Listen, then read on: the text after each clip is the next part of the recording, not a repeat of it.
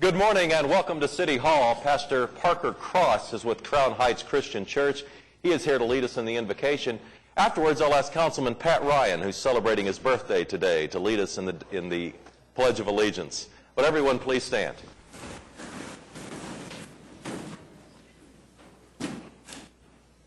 Almighty God, what a joy it is to be here this day and to acknowledge that we are citizens of this great city. In the midst of a great recession, O Lord, you've given us so much, blessed us with so many things. Now, O Lord, as we gather here this day, we remember those who work for our city and ask a special blessing of protection for those who work for us, especially for our firemen, for our police officers, for those who work in the heat. Lord, protect them each and every day. Be with us too here, O Lord, as we bring this agenda before you this morning. Bless us all, O Lord, so that in sort of a roundabout way, we might elevate our conversation to hear one another and become that great city on a hill, which all can see and proclaim to be your glory. In the name of Christ we pray. Amen. Amen. I pledge allegiance to the flag of the United States of America and to the republic for which it stands, one nation, under God, indivisible, with liberty and justice for all.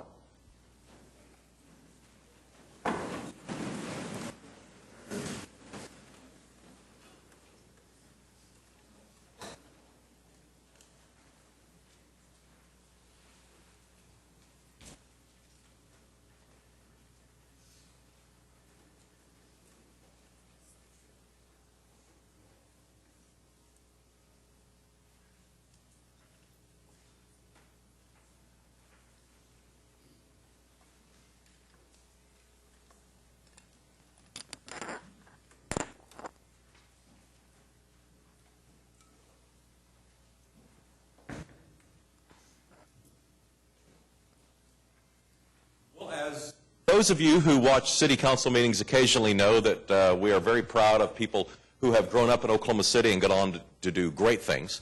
And occasionally that falls into the category of athletics. And we have had first-round picks from the NBA and first-round picks from the NFL. We've had Heisman Trophy winners.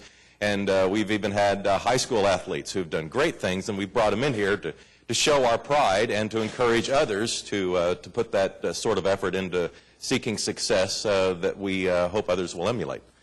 Well, as far as I know, we have never produced a player for the National Hockey League until now. Matt Donovan is here with us today. He skated with the New York Islanders last year, and he'll be back in the NHL this year.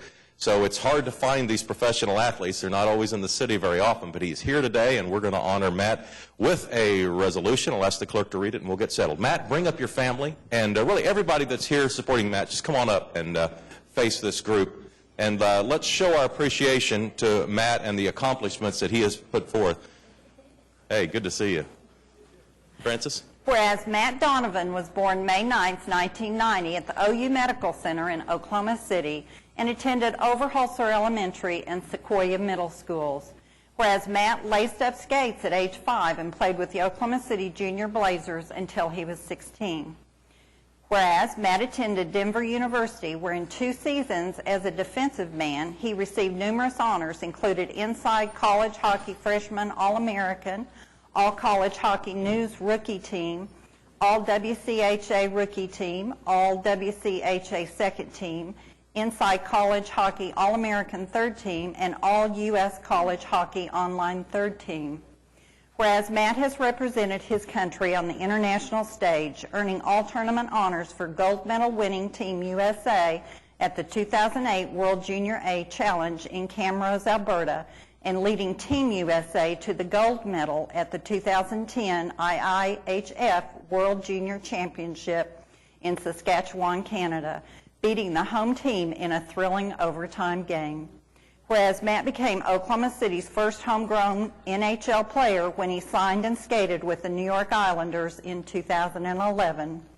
Whereas Matt's family, parents Larry and Catherine Donovan, and sister Caitlin, have always emphasized the importance of education and public service, and in keeping with those family values, Matt earned a place on the All-WCHA academic team at Denver and volunteered with the Meals on Wheels program and a at-home program for underprivileged children. Whereas Matt returns to Oklahoma City during the off-season and is a regular fixture at the local ice rinks, working with Oklahoma City's next generation of youth hockey players. Now, therefore, Mick Cornett, the mayor of the city of Oklahoma City, does hereby proclaim July 31st, 2012 as Matt Donovan Day in Oklahoma City. And yes, let's show our enthusiasm.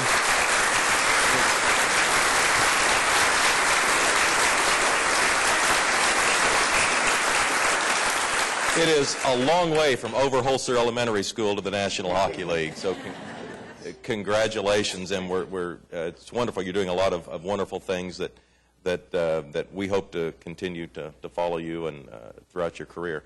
I'm going to hand you the microphone so you can thank this wonderful support group you've got with you. Like half the city of Saskatchewan is here. No, I just want to thank Mayor Cornett, the council members, and Mr. Hill for setting this up, and I want to thank all my family and friends that came out here to support me. Thank you. You bet. And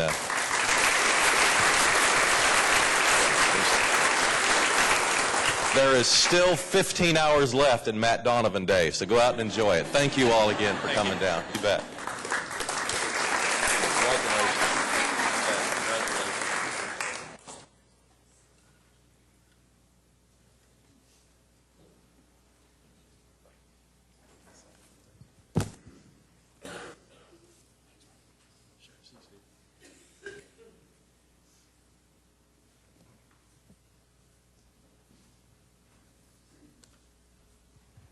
Those of us here at City Hall realize what wonderful leadership took place in the cities long before we got here. And it is easy for us to recognize things that are happening in the city today because of strong leadership from generations past. And so when opportunities come along to salute that previous leadership, we like to seize it. And with the passing of James Johnson, the former Oklahoma City councilman, we thought appropriate to have his family in and to have a resolution for the council to look at and once again remember the contributions that Johnson and other council members gave way back in the 1960s. So I'll ask the Johnson family to come up and really everyone that came down to support former Councilman Johnson. So who else does that include? Fine. We got a few sprinkling in. Come on in, Brian. Let's bring the girls in. We have a resolution. I'll ask the clerk to read it. Whereas James Hayes Johnson was born April 9, 1928 in Oklahoma City, Oklahoma, and passed away May 29, 2012 in Oklahoma City. Whereas James attended Capitol Hill High School, studied at the University of Oklahoma, and graduated from the Dallas Institute of Mortuary Science. Whereas James served his nation and stayed honorably for 13 years, enlisting in the U.S. Army in 1949, serving as first lieutenant at Fort Sill, and later attaining the rank of captain in the CIC Reserves. Whereas James returned to Oklahoma City to begin his career in funeral services at the Capitol Hill Funeral Home, a business he later purchased. Whereas James, as an active member of the community, served in leadership positions with the Capitol Hill Jaycees, the South Oklahoma City Rotary Club, the South Oklahoma City Chamber of Commerce, and also served on the board of directors for Baptist Medical Center and Integris Health Center Foundation. Whereas James served on the Oklahoma City Council as Ward 4 councilman from April 9, 1963 to April 13, 1965. Whereas James married Nita Johnson on March 9, 1996, and they enjoyed their life together and became grandparents to 6 grandchildren. Whereas James was preceded in death by his parents, his wife Jane Johnson, and his daughter Stephanie. Whereas James is survived by his wife Nita, 2 sons, James Johnson and his wife Lydia, and Robert Hall and his wife Margaret, daughter Jill Cisney and her husband Mike, son-in-law Francis Leanders, 6 grandchildren, Kate Cisney, Kate Leanders, Jacob Hall, Thomas Cisney, Anna Hall, and Kristen Hall, and sister Mary John Sheldon and her husband Bill. Now therefore be it resolved by the mayor and council of the city of Oklahoma City that they do hereby extend their deepest sympathies to the family and friends of James Johnson. We have a resolution. I'll ask for a motion and a second. Cast your votes. And as you would expect, it passed unanimously. Now let's show our appreciation to the Johnson family and the tremendous contributions it's been to. Brian, would you like to say anything about that? The Johnson family asked me to speak. I'm Brian Mon, County Commissioner, and I know that we have the President of the South Oklahoma City Rotary Club, John Baker, and Harry Wilson, the President of the South Oklahoma City Foundation, representing all the entities that NETA and Council, we appreciate very much you sharing Jim Johnson with us and all of his talents that definitely made an impact in our lives and definitely in our community. Yeah, and I'll just say that generation did some wonderful things. They had great vision, and this city benefits today from the foresight of those council people who served in the 1960s. So I didn't have the opportunity to know or meet him, but I'm sure he was a wonderful person, and based on all the accomplishments of that decade, he must have been a very brave and courageous man. Thank you, Nita. Thank you, sir. You bet. So appreciation.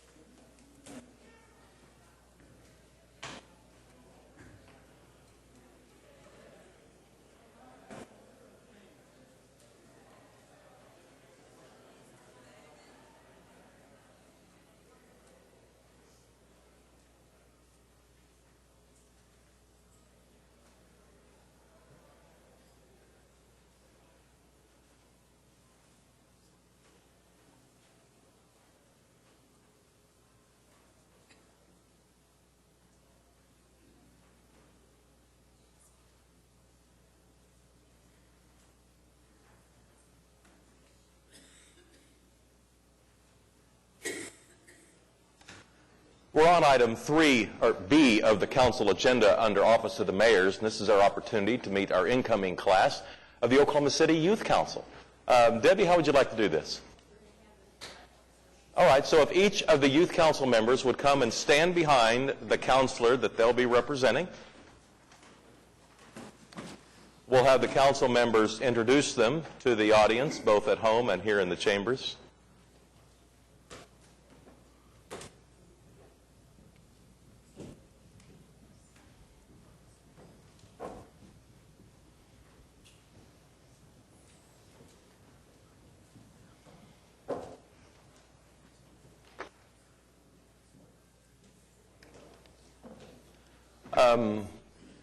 Where is Mary? I don't see. Mary Walsh.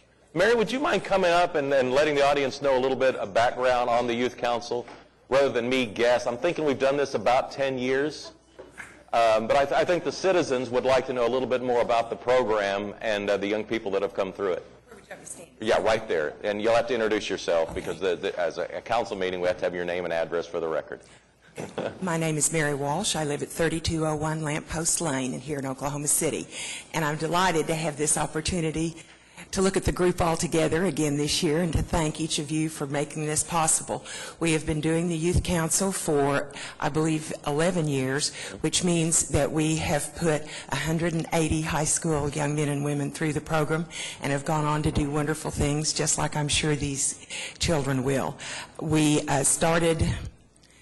that would have been 2001 we started, and have seen changes and growth, and have a class day that starts in August, and the last one is in June, and we visit a ward every class day and get to know the city. We like to say it's a backstage pass to Oklahoma City. All right. Mary, thank you for all Thank your you. work behind the scenes in this program. Gary, you want to get us started and introduce your counselors? Thank you, Mayor. I certainly will. And as you noticed, the appearance of Ward 1 has improved in the last few minutes. Got two lovely ladies here. The first lady is Jill Powell. Jill is a senior at Putnam City Original. I've got a little district rivalry going on here. You'll catch on that in a minute. She's a four-year member of the varsity cheer squad. She's cheered competitively for 13 years with Empire Elite. She's a volunteer cheer coach for the special needs squad during that week also. She's active with the Church of the Servant, and especially their Stop Hunger Now program. For the past 3 years, she's been part of a group that packages rice and other dried items to ship to third world countries. Honorable work, certainly. She lists the presence of gang violence and the use of illegal drugs as her concerns for the Oklahoma City youth. So it's my honor to welcome Jill Powell to Ward 1 City Council. Congratulations. I think you've got some family here. Why don't you introduce them for us? Yeah, my mom is Donna Powell, and my dad is Johnny Powell, and my sister, Lauren Powell, and my grandma, Catherine Green, and my aunt and uncle. Very good. Thank you.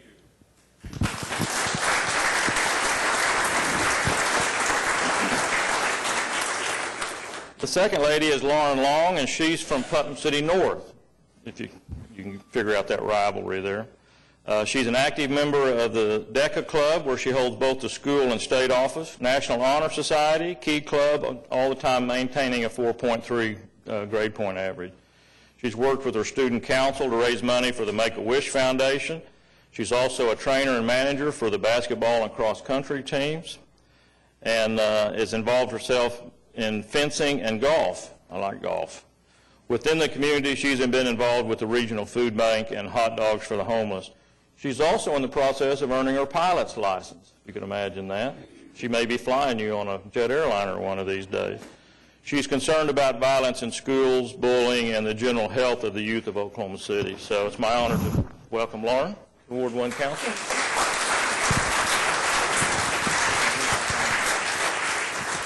I have my dad, Clark Long, and my mom, Linnell Long, here with me today, so thank you.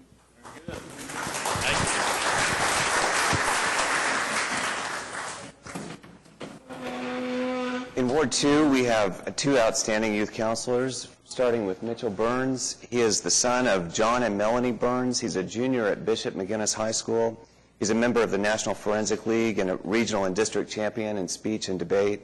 He's a member of the swim and golf teams, a freelance writer for Oklahoma Magazine, and a member of the Student Council, and volunteers with Special Care and Regional Food Bank. Mitchell, do you want to introduce your family?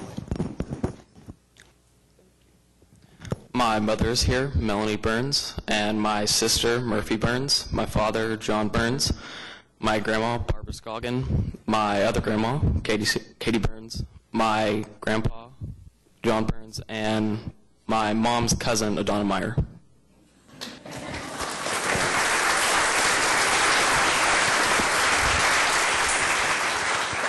In addition, we have Tanner Cohen, who's the son of Byron and Angie Cohen. He's a junior at Putnam City North High School. He attended the Central Oklahoma Leadership Conference and is a member of the YLX leadership class.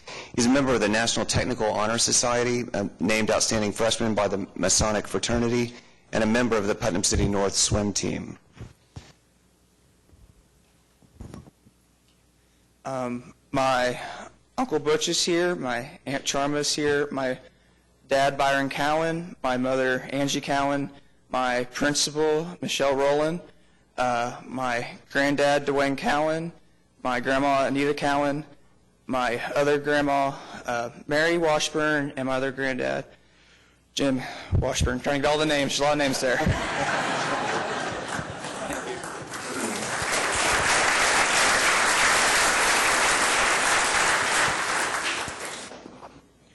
It's my pleasure to introduce the two youth counselors for Ward 3. First is Saul Lopez. Saul's parents are Isabel Hernandez and Ricardo Lopez. They could not be here this morning. Saul is a member of the a junior class at Dove Academy. He's on the principal's honor roll. He's a member of the soccer team, also plays on the basketball team, National Honor Society, and is a school class ambassador. So I'm pleased to have introduced to you Saul Lopez.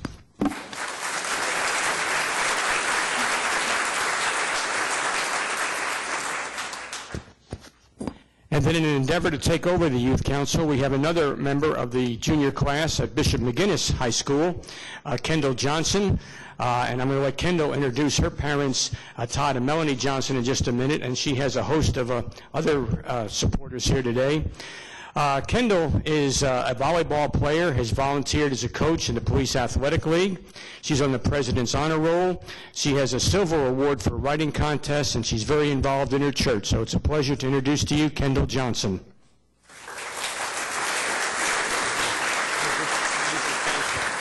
I have my parents here today, Todd and Melanie Johnson, and my grandparents, Mary and Wendell Hickson.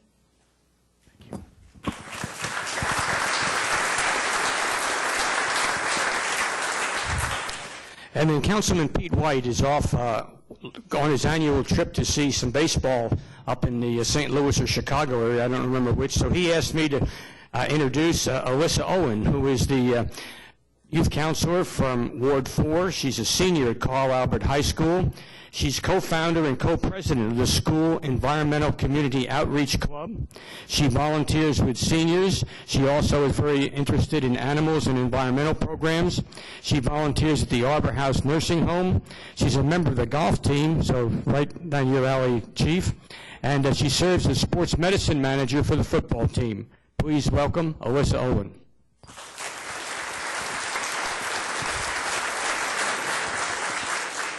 Thank you. My grandparents, Frank and Dale Abernathy, are here, and then my beautiful mother, Isla Owen, and my father, Kevin Owen, and then my little sister, Kyla Owen, is here today.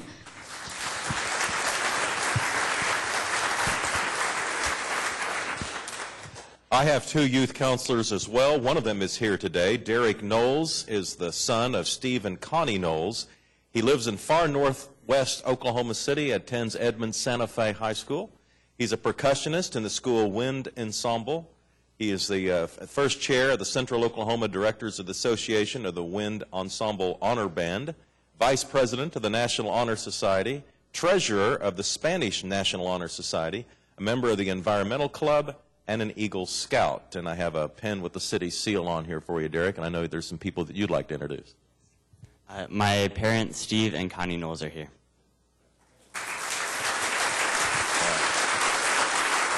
Your pen. All right. And as I hand the mic over to the other side, I'll acknowledge Lauren Hill. She's the daughter of David Shannon. She's a junior at Bishop McGinnis High School. She's on the principal's honor roll. She's an athlete competing in cross country. She's in the Key Club, the Latin Club, and she's a member of the Kim Ray Junior Board of Directors. So in absentia, let's show our appreciation to Lauren Hill.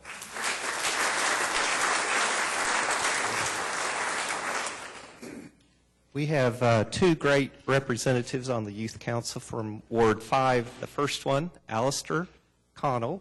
He's the son of Frank and Clyde Connell. He's a senior at Harding Charter School, a member of the Junior Senator group, a member of Student Council, vice president of STEM, which is the Science, Technology, Engineer, and Math Club, the French representative to the Foreign Language Club, a member of the soccer team, and volunteers at the Infant Crisis Center, and has a passion for aviation. And Alistair, do you have some guests here to introduce them? Please stand up as he announces your name. My number one supporter, my mom, Clyde Bunyan, is here today.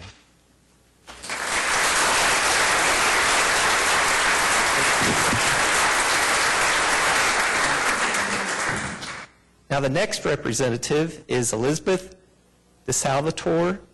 She is the daughter of Roger and Marilyn DeSalvatore. She's a junior at Westmore High School, a member of Student Council, homeschool reporter, vice president of basic leadership at State Stucco Convention, a member of the varsity soccer team, as well as a cross-country runner. So let's congratulate Elizabeth. And do you have some people here to introduce? My mom, Marilyn DeSalvatore, is here with me today.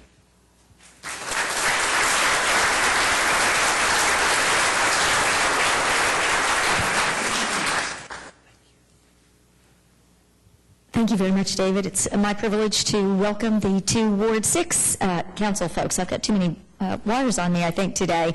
I'm going to begin with Cassie Gallegos. Cassie's parents are Jose Rodriguez and Mara Gallegos. She's a junior at Santa Fe South High School.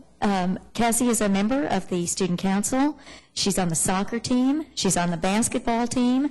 And that basketball team won the Thunder's High School Basketball Community Challenge. Congratulations. She also has won awards in algebra. Cassie, I know you've got some folks you'd like to introduce. I have my mom, Maria Gallegos, and my wonderful teacher, Chauncey Shiloh. Welcome to Ward 6 and welcome to the Youth Council. Here's your pen. And so now it's my pleasure to introduce Rachel Burchett to the group. Rachel's parents are Lyle Burchell and Judy Ellis.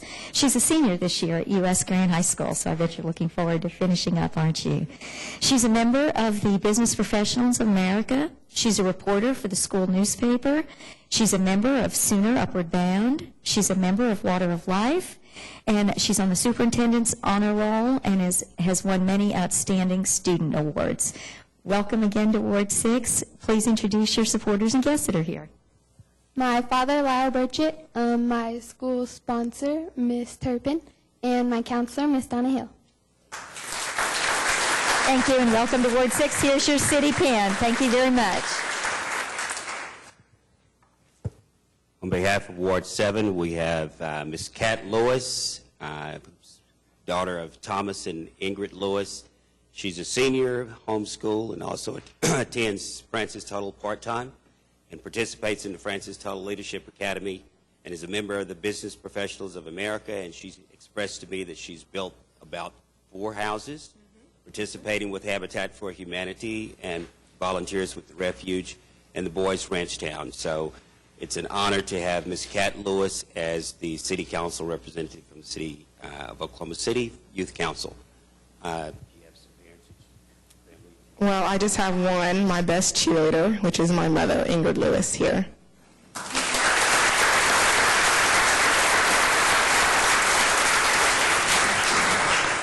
And our other City Council representative will be Ms. Shelby Wilkerson, and she's the daughter of Mr. Garland and Melinda Wilkerson. She's a junior at Crossing Christian School. She's a member of the Student Council and president of the National Honor Society and a member of the tennis and debate teams, and is ranked #1 in her class. And she's captain of the school's academic team and volunteers in Oklahoma City Zoo as a junior curator, and is a member of the Canterbury Youth Choir Chorus and serves on the Oklahoma City Cotillion Team Board. So congratulations and welcome to Ward 7. And my mom is here, Melinda Wilkinson, and my little sister Nancy, and then my headmaster, Paul McDonald, and his wife, Francie. Thanks, you guys.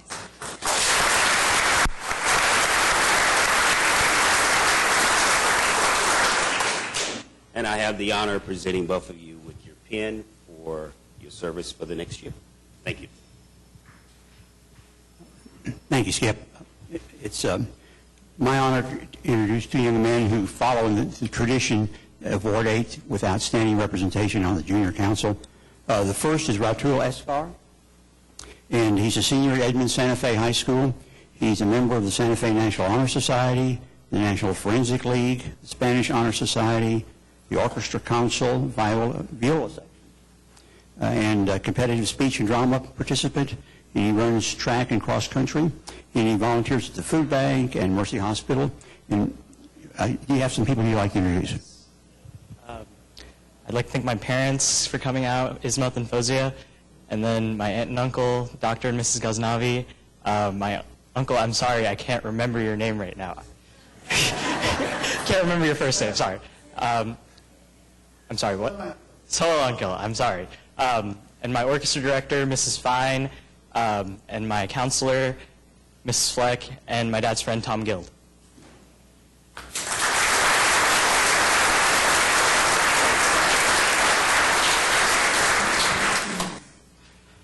Our second youth counselor is equally distinguished. He attends Dove Academy. He's a senior there. He's a member of the Student Advisory Board, a tutor for younger students. He's on the honor roll. He was a page at the Oklahoma State House of Representatives and a member of the YLX class. And Diamante Mitchell. Diamante, we look forward to having you, working with you, and teaching you something about Oklahoma City. Do you have some people you'd like to introduce? Yeah, I have my dad, Derek Mitchell, right there.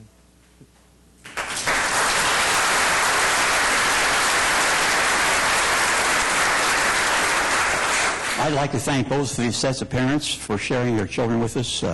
We'll try to take good care of them, and I want to encourage you, if you ever have questions, to please don't hesitate to call me. Thank you very much. That's right. As they leave the stage, let's show our appreciation to the group as a whole. Thank you all for coming down. Look forward to working with you. Good luck. Good luck.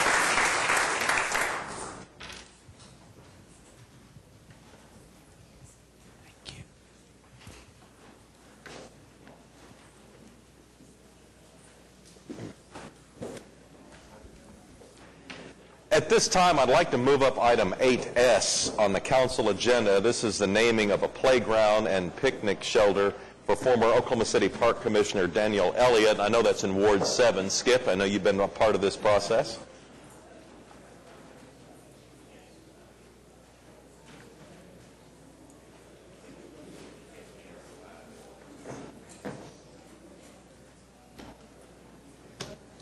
This is an initiative that's started with the service of Mr. Daniel Elliott, who had previously served on the Parks Commission for approximately 5 years for the city of Oklahoma City, representing Ward 7. And as a result of his faithful caring and his concern for the parks in Oklahoma City and the park that was right in his neighborhood, Dolphin Park, he was probably the greatest champion that the park has had since its existence. And as a result of his service and his commitment to maintaining the cleanliness of the park and making sure that the citizens and the children had a safe place to participate in outdoor activities, the Wildwood Hills Heights Neighborhood Association presented a recommendation to the Parks Commission to name a recent development that was part of the 2000 bond that created a new pavilion at the park and a new playground at the park, and in a way to try to recognize the service of Mr. Elliott and his family. The Parks Commission approved the naming of the picnic shelter, which is the pavilion, and the playground in honor of the former commissioner, Mr. Daniel Elliott. And I believe there are some representatives from Wildwood Heights Neighborhood Association, which is a great neighborhood association. They have been very much involved in the beautification and the development of their neighborhood and also the park. I recall about 2 years ago, they had a challenge in wanting to plant some trees at the park, and they got a grant through one of the programs and was able to purchase the trees, and then the issue became how do they water the trees and so the trees can survive. And through the undying commitment of those individuals who live in the neighborhood and the support of other organizations, they have been able to see trees growing and a new pavilion and a new playground, and the park is well engaged with citizens in the community. And so with that, Your Honor, I'm going to say we would like to recognize, is it Miss Elliott? Sure. And the son is Miss Elliott. Okay. With all those individuals that are here, that's part of the support of Mr. Elliott and the renaming of, or the naming of the pavilion and the playgrounds, please stand. And if you all are part of the neighborhood Wildwood Hills Heights Association, right? I believe Pat and Pat. How you doing? And so with that, Mayor, I would like to pass this and approve with the support of the rest of the council on my behalf and on behalf of the family of Mr. Daniel Elliott and him himself, to rename the pavilion and the playground the Daniel Elliott Pavilion and Playground. Second. Correct. We have a motion and a second. Cast your votes. And it passes unanimously. Let's show our appreciation to former Commissioner Elliott.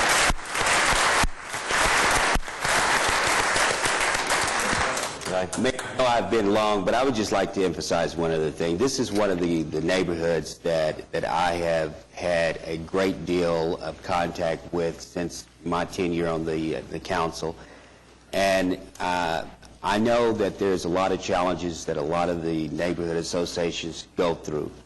But this is a neighborhood that clearly can attest to the fact that with just pure commitment and concern for each other, they went through the challenges of issues of crime in the community. They went through the challenges of the issues of the park, but they have organized and they have stayed fast with the commitment that they have for where they live and the quality and the development of their community, and it continues to grow. And so, as Miss Jackie Jordan, you're here also, and she has been one of the stewards in reference to the elevation of this community, and I want you all to just know that we really appreciate you, and I appreciate you, and continue doing the great work that you're doing in the community. Thank you. Thank you all for coming down. You bet.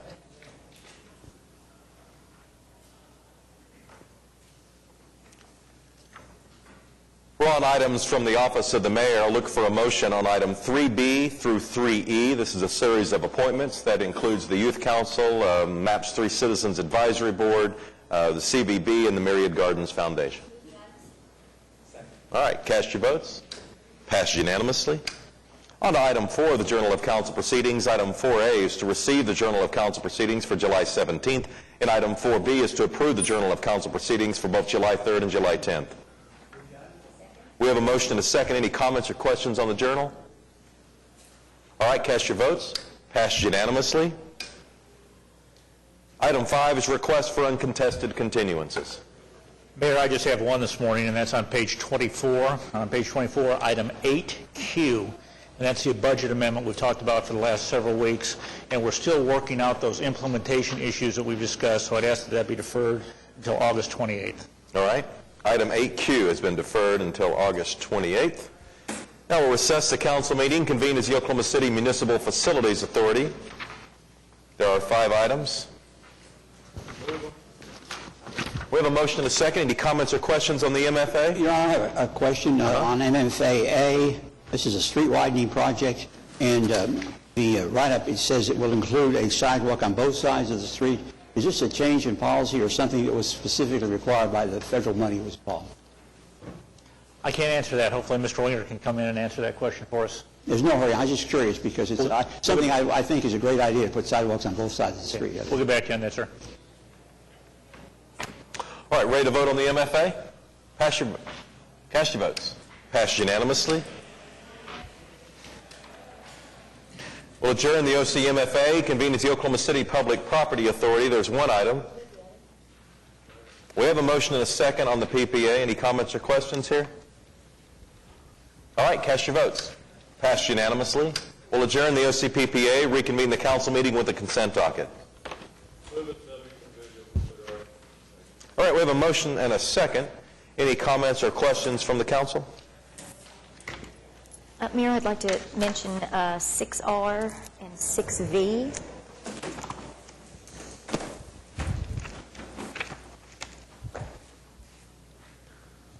All right, Meg, why don't you go ahead and get us started with item R, 6R. Alrighty, bear with me for just 1 second while I find it.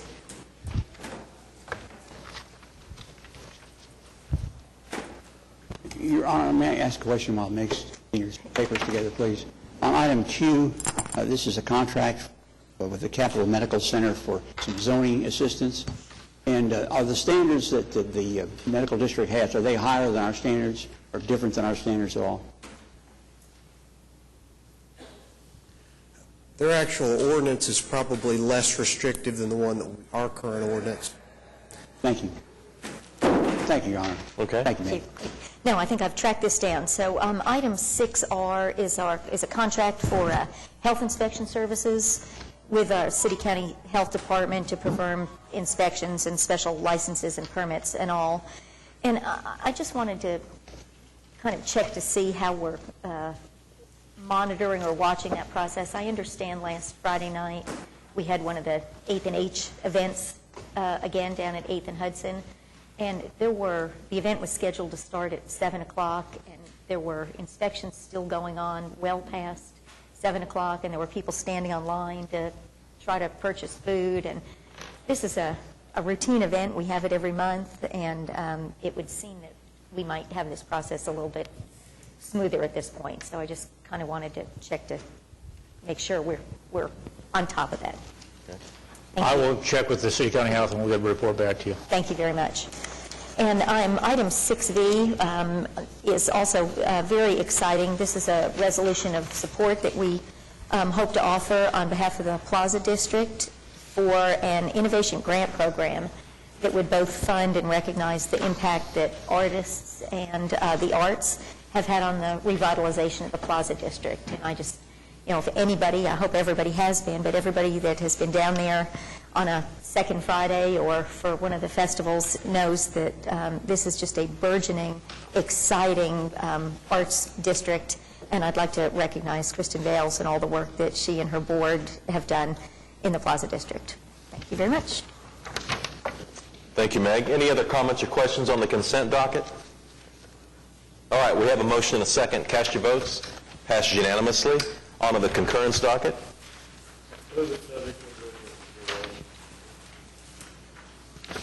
Do we have a second? All right. Comments or questions here?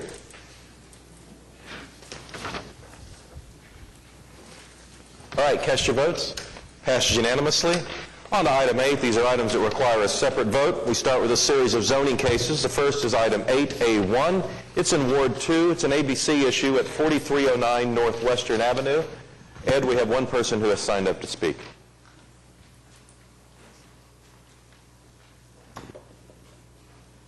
Well, I think we have a technical issue that I might ask Kenny's help with in terms of, let me just speak to the application. We talked about it a month ago. We had no protest before the Planning Commission. We had some questions, some protests the day before, and so I asked for a month to look at this. Basically, and Kenny, you can chime in, but this is an ABC overlay on top of an established PUD. The PUD covers the entire strip.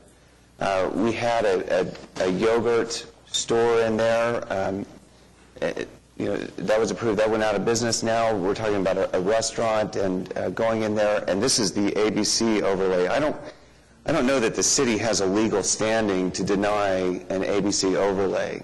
The issues about parking and this would probably have needed to have been addressed at the time of the PUD, which it covers the entire strip. I talked to Sam Bowman. Sam Bowman indicated to me that he tried to get the different business owners in the area together, and that was unsuccessful. I just want to extend the same invitation. If at any time the different business owners along Western who are concerned about parking want to meet, I will do everything I can to try and facilitate whatever agreement we can come to between the parties. There is a lot of surface parking lot space in the area that sometimes is underutilized. We talked to the Crown Heights Church yesterday. They have a surface parking lot on the west side of the street, which is 2 blocks away, and have indicated that they would like to talk to the parties. They're willing to have parking in that surface parking lot any day except for Sunday, and that might help alleviate. People are going to have to walk 2 blocks, but I think that's okay. Now, so in terms of this ABC overlay, I don't see that the city has any. We don't have any legal standing to deny an ABC overlay. Not really. Yeah. So the question that we need to address today, I believe, is a technical one about whether there was a signature on the application of the property owner. And I understand that's being contested, and I guess, yeah. This morning, the applicant brought in a letter authorizing him to sign the application for the owner, so we do have that in the file now. So that's acceptable to you? Yes, sir. That's acceptable? Yes. Okay, then I'm going to move for approval. Okay. We have one person that signed up to speak. Okay. Chad Blakely.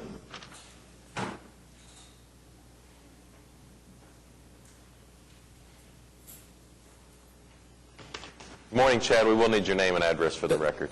My name is Chad Bleakley, and I live at 413 Northwest 54th. I lived a great deal of time on 42nd, and I own a business on 42nd. And I understand somewhat of what was just said about the PUD, but I will say that 6 years ago, when this PUD was up and we also protested it, the original application was for an ABC overlay on the whole building. It was removed because it wasn't going to pass, and that PUD with the ABC at that time basically said we're only going to do this 1,900 square feet because there's 19 spaces. At the time I brought up the concern that later on somebody could come back and do this, which is what's happening. The problem I really see here more than anything else, and it sounds like the city is going to have to work it out later, but if you look at the application and where that business is, where it says R1 residential, all those lots are, not all of them, but 3 or 4 back to the west are C4. So there is the opportunity for these businesses, or that business, to provide parking. What they want to do is save on the money of buying those houses and pave them and having their parking. At the protest meeting, I noticed several things that were in the planning and developments deal, and most of the concerns seem to be kind of whitewashed over. It said protest none. I know for a fact that there was somebody there that protested, brought up some of the concerns. On that planning commission meeting, which I was not at because I'm not a property owner, so a lot of what I say does not matter other than I'm a businessman in the area and have been there for 22 years. It really boils down to there's about, by fire code, in this little small area from 41st to 43rd, there's about 1,400 occupants that are allowed by fire code. There's 405 roughly parking spaces, of which only 32 are parking. So in essence, what somebody is getting is free parking at the expense of those that are around them. I constantly am towing an employee of the PUD across the street.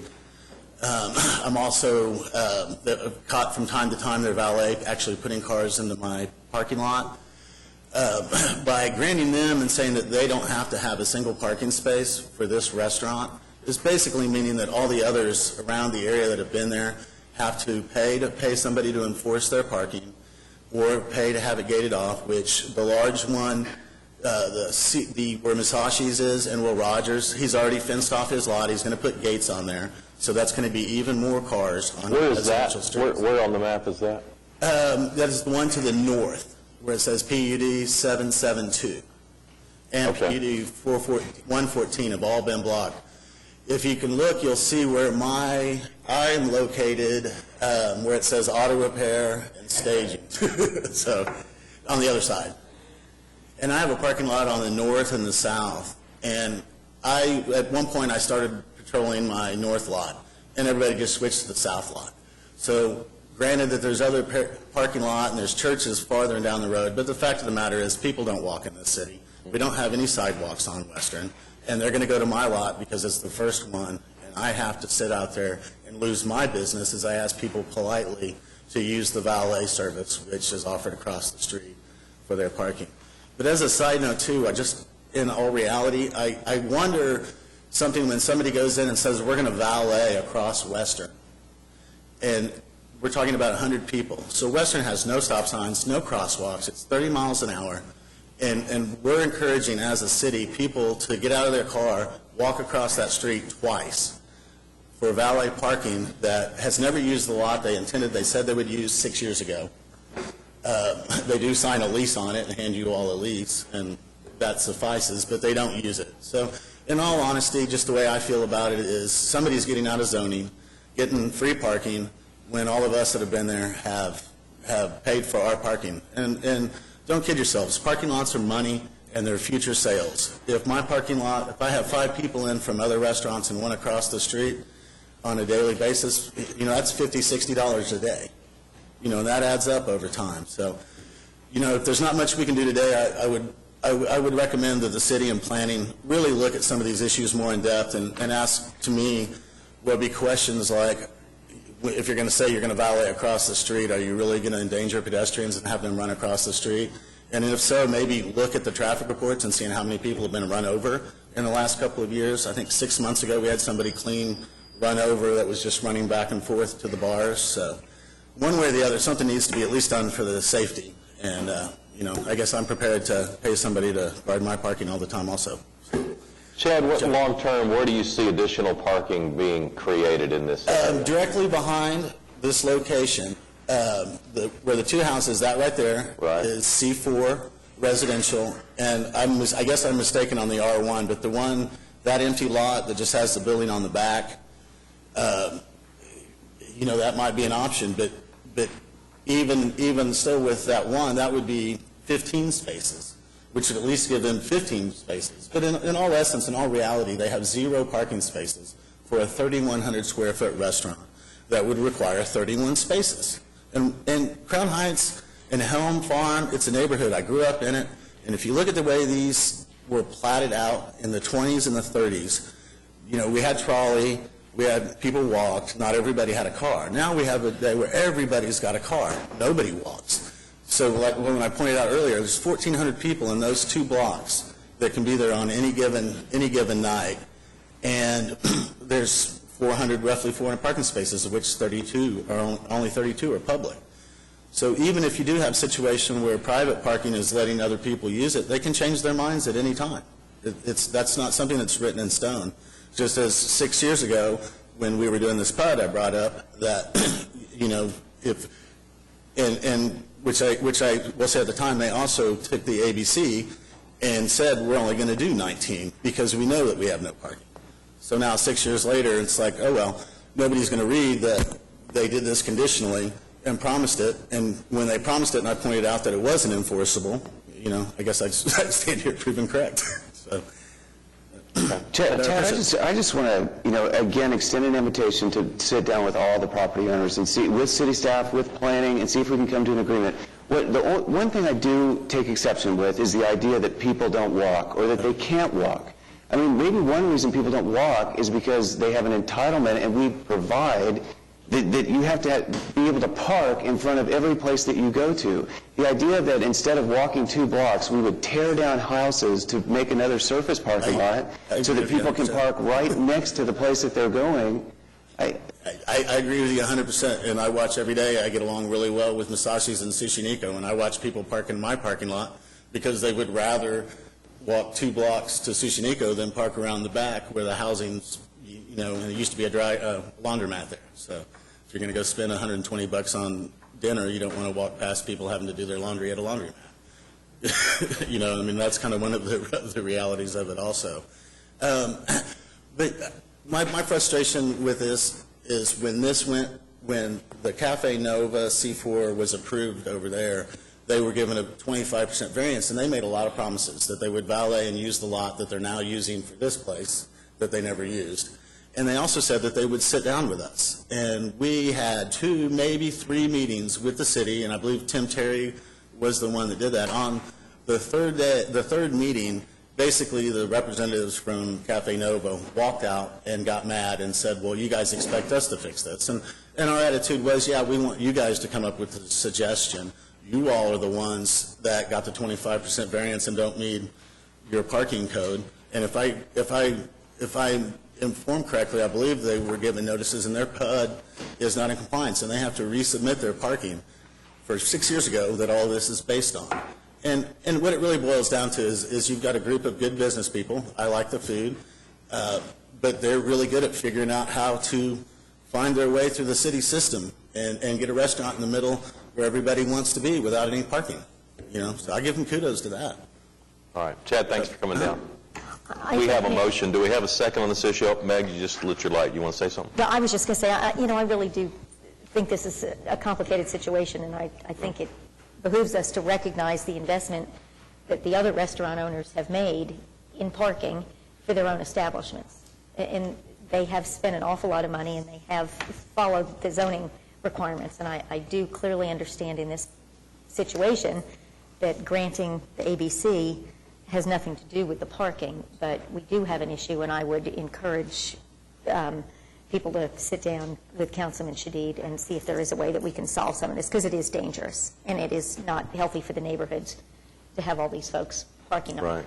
I used to go to the yogurt place. There isn't a whole lot of parking there, and there's sometimes, you just couldn't find a spot in front. There's 3 or 4 kind of there, but if this business is probably projected to have more parking than the yogurt place did, so I'm assuming Chad's right in his concerns, even if this isn't necessarily the issue to address it with. So we have a motion from Ed. Do we have a second? Could I ask a question first?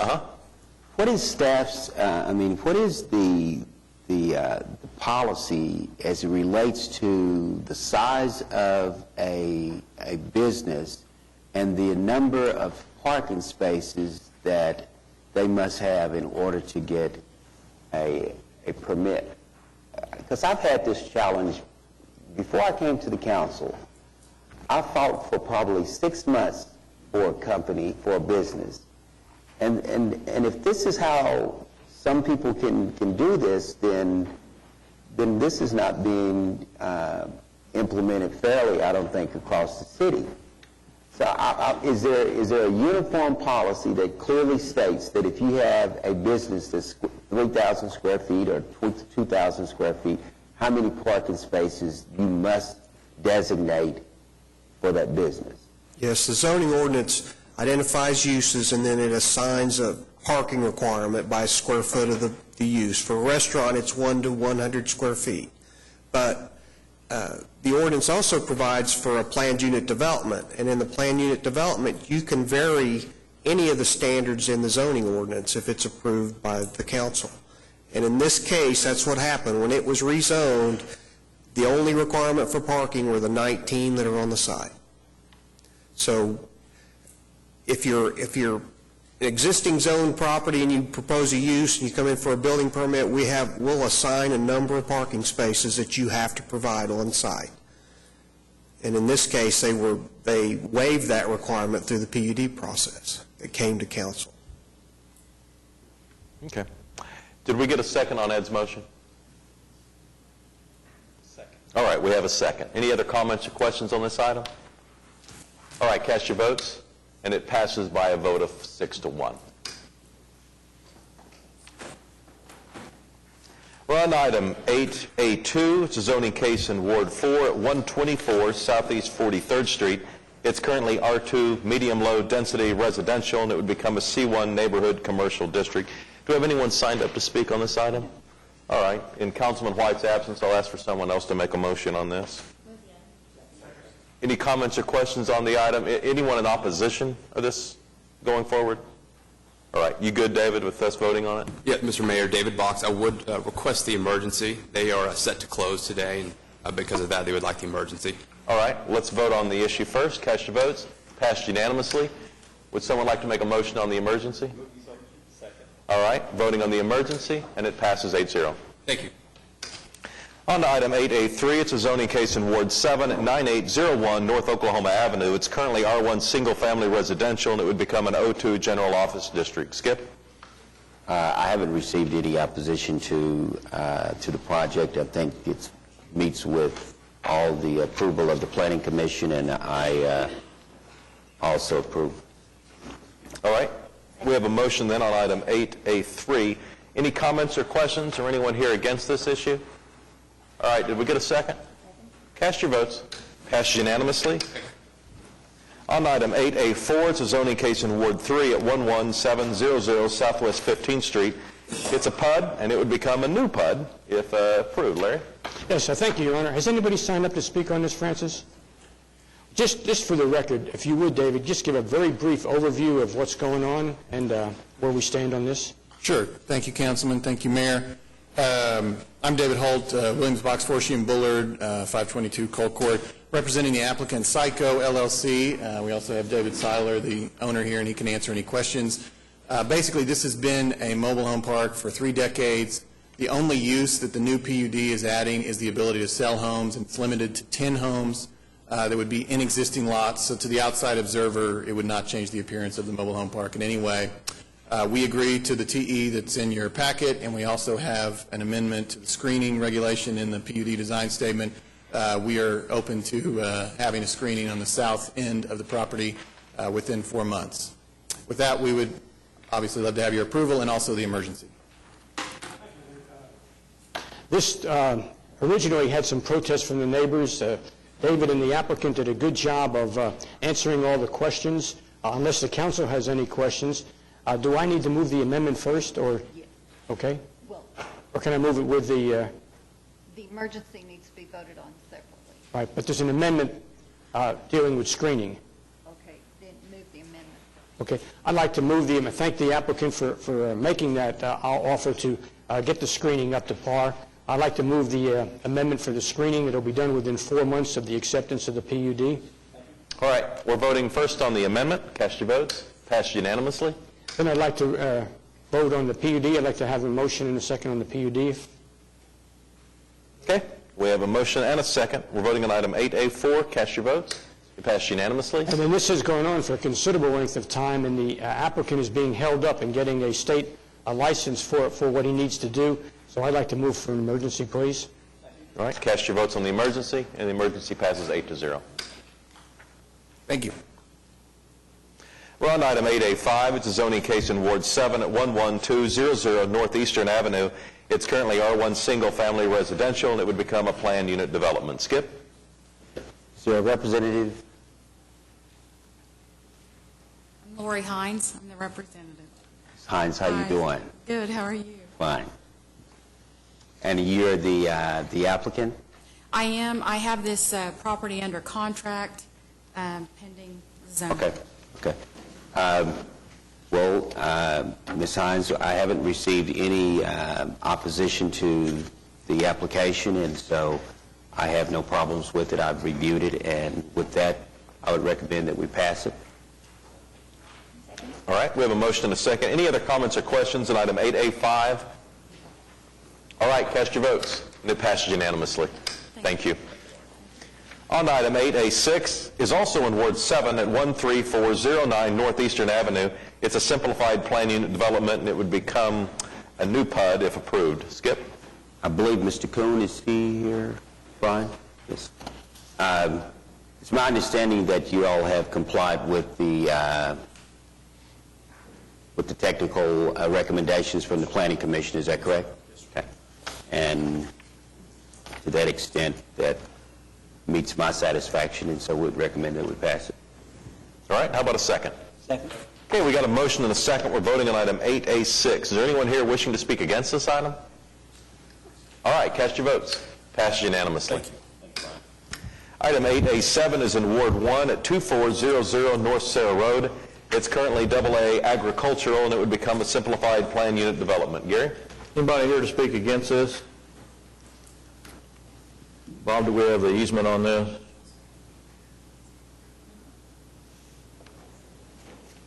Do we have the easement on this Fair Road? And they've agreed to the TEs on it? Okay. I'll move approval. All right. We're voting on item 8A7. Cast your votes.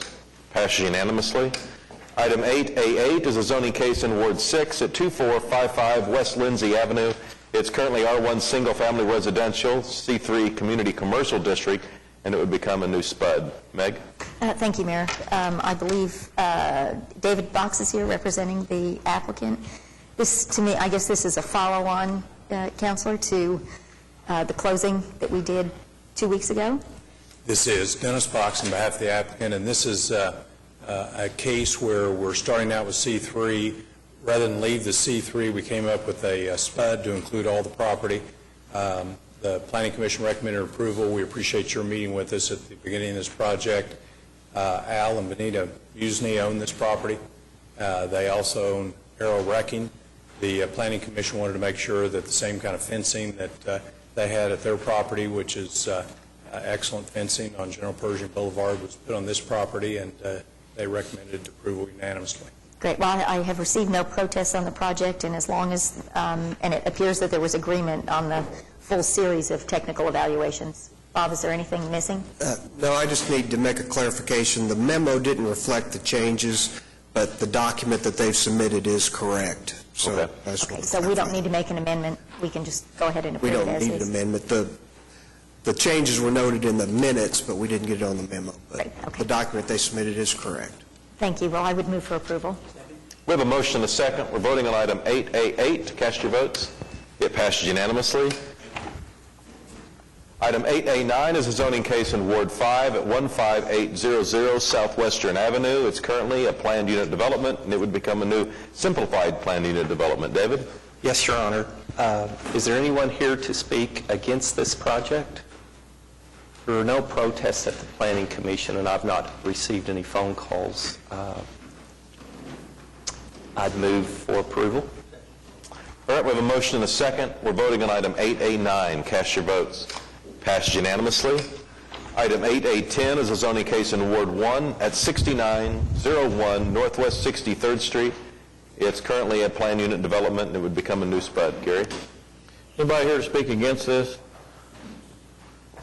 This is a development by Reaching Our City, known as ROC. They already have a facility down in the Lyrewood area anyway, and this is going to be a great addition to that neighborhood and a great use of the building. So the TE's been agreed to, Bob, on this.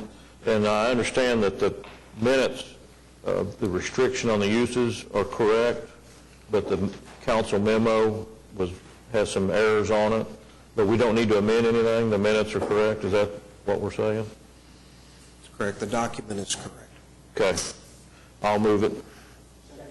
All right, we have a motion and a second. We're voting on item 8A10. Cast your votes. Passed unanimously. Item 8A11 is a zoning case in Ward 2 at 5505 Brookline Avenue. It's currently a plan unit development along with an O2 general office district, and it would become a simplified plan unit development. Mayor, Councilman Shadid actually asked me if I would take this forward. And are you the applicant? Yes, I'm Glenn Ferguson. I'm the property owner. Thank you. Would you mind sharing just a little bit about the project, because this is very exciting? Certainly.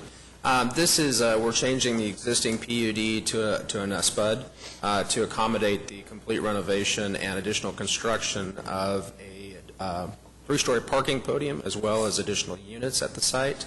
It's going to be a complete renovation of this landmark building. Great. And Bob, there were a couple of technical evaluations or technical requirements, including the creation of pedestrian connections between the property and a limitation on some of the uses. Yes. And I understand that the property owner has agreed to all of those. We have, yes. That's correct. Great. I would move approval of the project. All right, we have a motion and a second. We're voting on item 8A11. Cast your votes. Passed unanimously.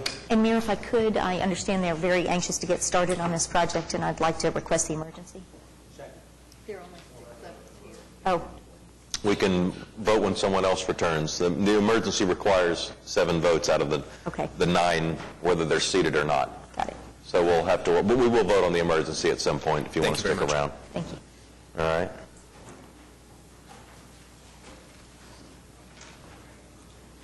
Looks like we're there now. You want to make a motion on the emergency, Meg? I would make a motion that we vote on the emergency. All right, cast your votes on the emergency, and it passes 7-0.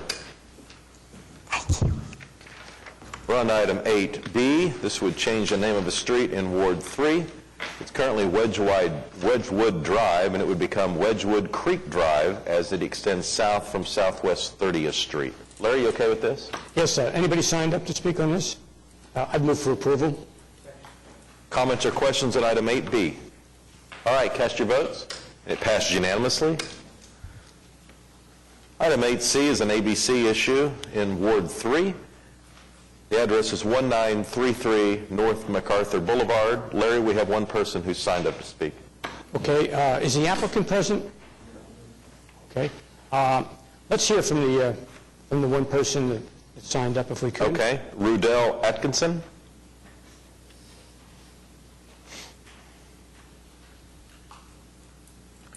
Good morning, Rudell. If you'll pull that mic down, and then we'll need your name and address for the record, please. Rudell Atkinson, 6403 Northwest 31st Street, Bethany, Oklahoma. Okay, and you're here to speak on item 8C. Yes, I own the property that's near there. And we have some issues. There is a church property located just across the street, and I think the city attorney was going to check to see whether, because this was recommended for denial, and the city attorney, I think, was going to check and see whether the property could even be zoned ABC2 because of a daycare and church property located nearby. There is a daycare within less than 200 feet. All right, let's check on that. Did you check with Dan Brummett? Or Bob, do you know anything about this?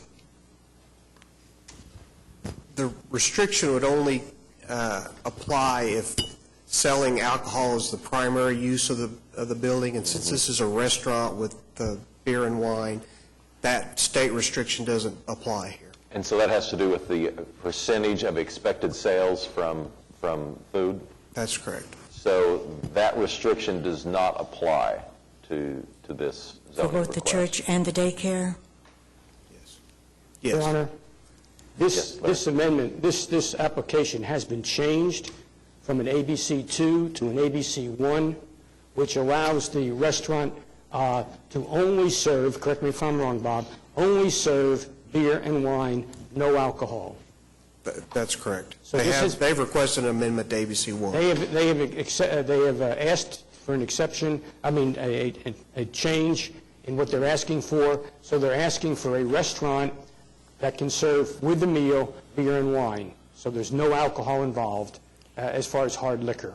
I do believe that there is already alcohol being served. It was observed by someone else, already alcohol being served at the restaurant.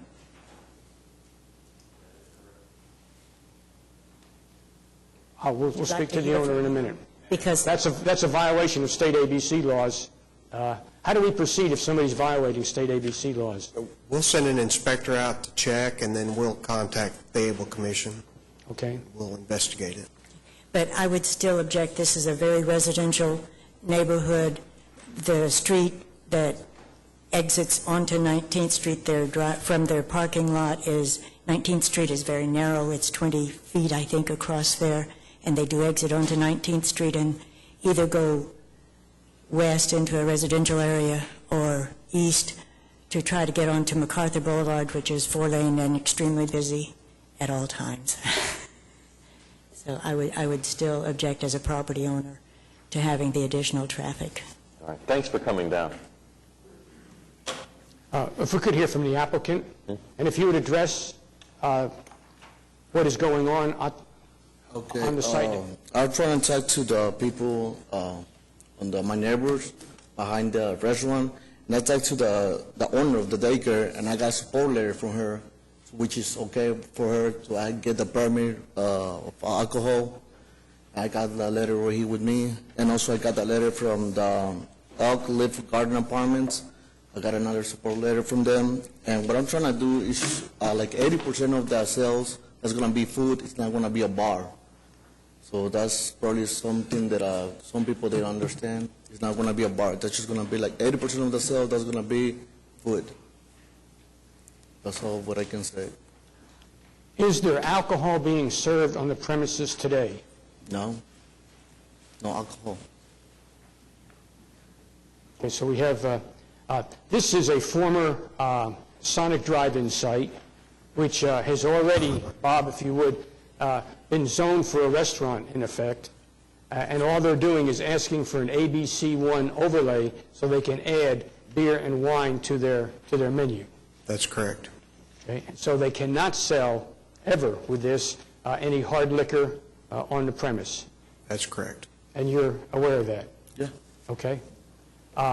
Given that fact, and given the fact that we have other restaurants along the area that do offer beer and wine, I understand the objections, but the restaurant has gone on for a number of years with the traffic. Probably the traffic coming from your restaurant is not going to be any more significant than the traffic coming from the Sonic over the years. I would move for approval. It needs to be amended to ABC1. Okay. We need to amend the application to an ABC1, so I move an amendment to limit this to an ABC1 overlay. Yes. All right. Cast your votes on the amendment. Passed unanimously. And then I move for the item itself. Thank you. All right. Cast your votes. Item passed unanimously.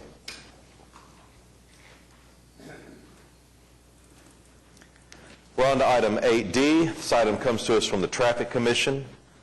The issue is in Ward 7 at 115 East Sheridan. We'd be removing some metered motorcycle parking spaces. And I understand the owners of the property are okay with this. Skip, are you okay with it? Yes. All right. How about a motion then? Move it. Okay, we have a motion on item 8D. Is there a second? Cast your votes. It passes unanimously.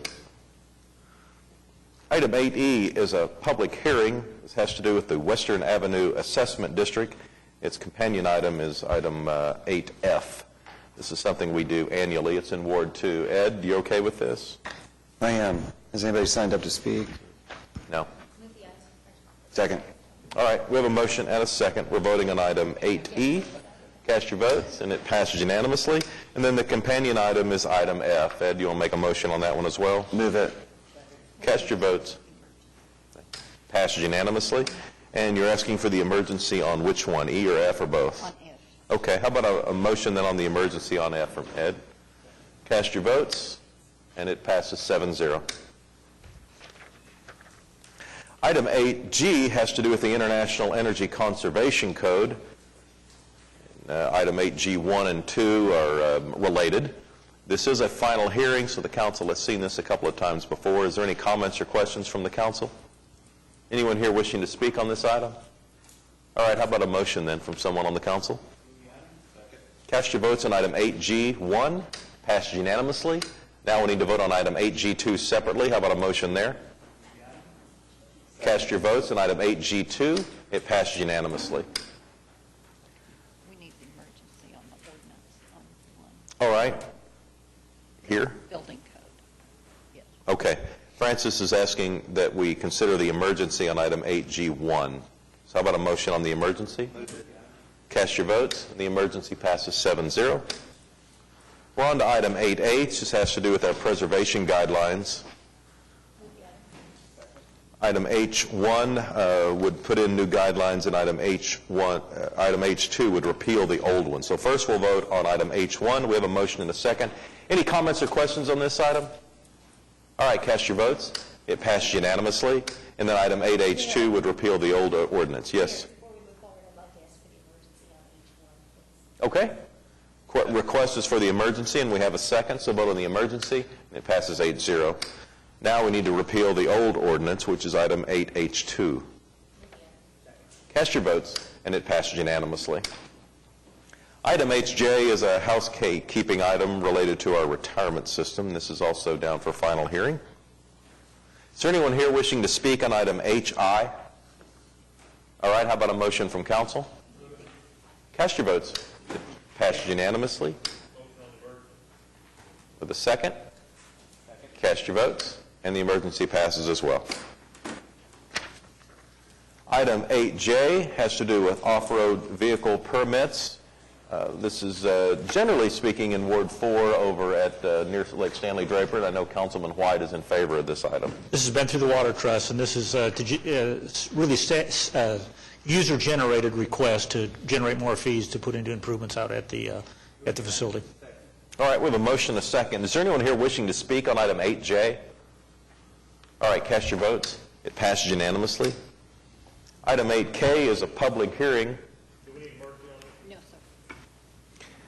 regarding an ordinance relating to alcoholic beverages and Low Point beer. It would amend Chapter 5 of the Municipal Code. Anyone here wishing to speak on item 8K? All right, I heard a motion. Do we have a second? Cast your votes on 8K. Passed unanimously. Item 8L, this is also a public hearing. Second time we've heard this item before. It's come before us, and this has some relationship to ACM and dealing with state code. We have a motion and a second. Anyone here wishing to speak on item 8L? All right, cast your votes. And item 8L passes unanimously. Item 8M is an item that's being introduced today, and Bob Teener is here to tell us more. Bob? Just briefly, this ordinance is in response to a citizen inquiry about our current shelter requirement for livestock. We currently have a 3-sided shelter with a roof. We had actually given a notice for compliance, and the gentleman met with us and questioned our ordinance being less or more restrictive than the state. We met with the municipal counselor's office, and we determined that to be able to enforce this ordinance, we probably needed to delete those specific requirements and only require shelter, and then it's up to the property owner to maintain the appropriate shelter depending on the time of year and the weather. And so this ordinance amendment reflects that. And Bob, would this ordinance be in conformity or in acceptance with standard practices of the Humane Society or the SPCA? Yes. The key here is that a property owner has to provide their animals proper shelter, and our ordinance will reflect that. If we get a complaint, then we'll respond, and the officer in the field will make the determination. But Okay, so when I read that, it appeared to me that we had the ability to determine whether or not the property owner's definition of shelter was actually sufficient and was not cruel. That's correct. Okay, thank you. All right, item being introduced today. Meg, you want to make a motion to have this item introduced? And we have a second. We're setting a public hearing date for August 14th in a couple of weeks. So cast your votes. Passed unanimously. Item 8N is a request for a revocable right-of-way permit. The event is the 2012 Lighthouse Triathlon for the Cure. It would take place in Wards 1 and 8. Is there anyone here representing this idea? Would you like to come forward and tell us what you have in mind?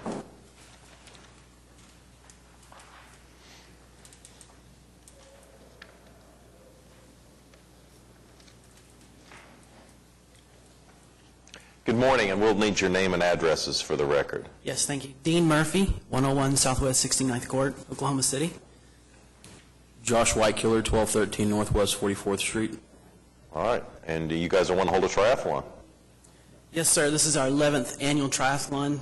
We want to thank the city manager, Mr. Couch, for assisting us with the permit process, and I'd like to thank the council for the opportunity to go forward with it. Good luck. Is this a full-length triathlon? It's a sprint triathlon. Which means what? Give me the details on the numbers. It's a 500-yard swim with a 13-mile bike and then a 5K run. All right. City manager going to participate in this triathlon? The swimming kind of gets me. I'm okay on the other two. The swimming is... We don't need you to drown. That wouldn't be good. All right. Well, good luck. How many entrants do you expect? We're hoping for around 400. 400. Well, good luck. Sounds like a great event. Do we have a motion on item 8N? Your Honor, before we go forward, I'd like to ask a couple questions. All right. First of all, there's a major project on Heffernan Road to put a water line in. Is this going to follow that project? Just as long as the race is fair for everybody, it won't inhibit anything going further. Meaning if one person has to pick their bike up, everybody has to pick their bike up over the gravel. Okay.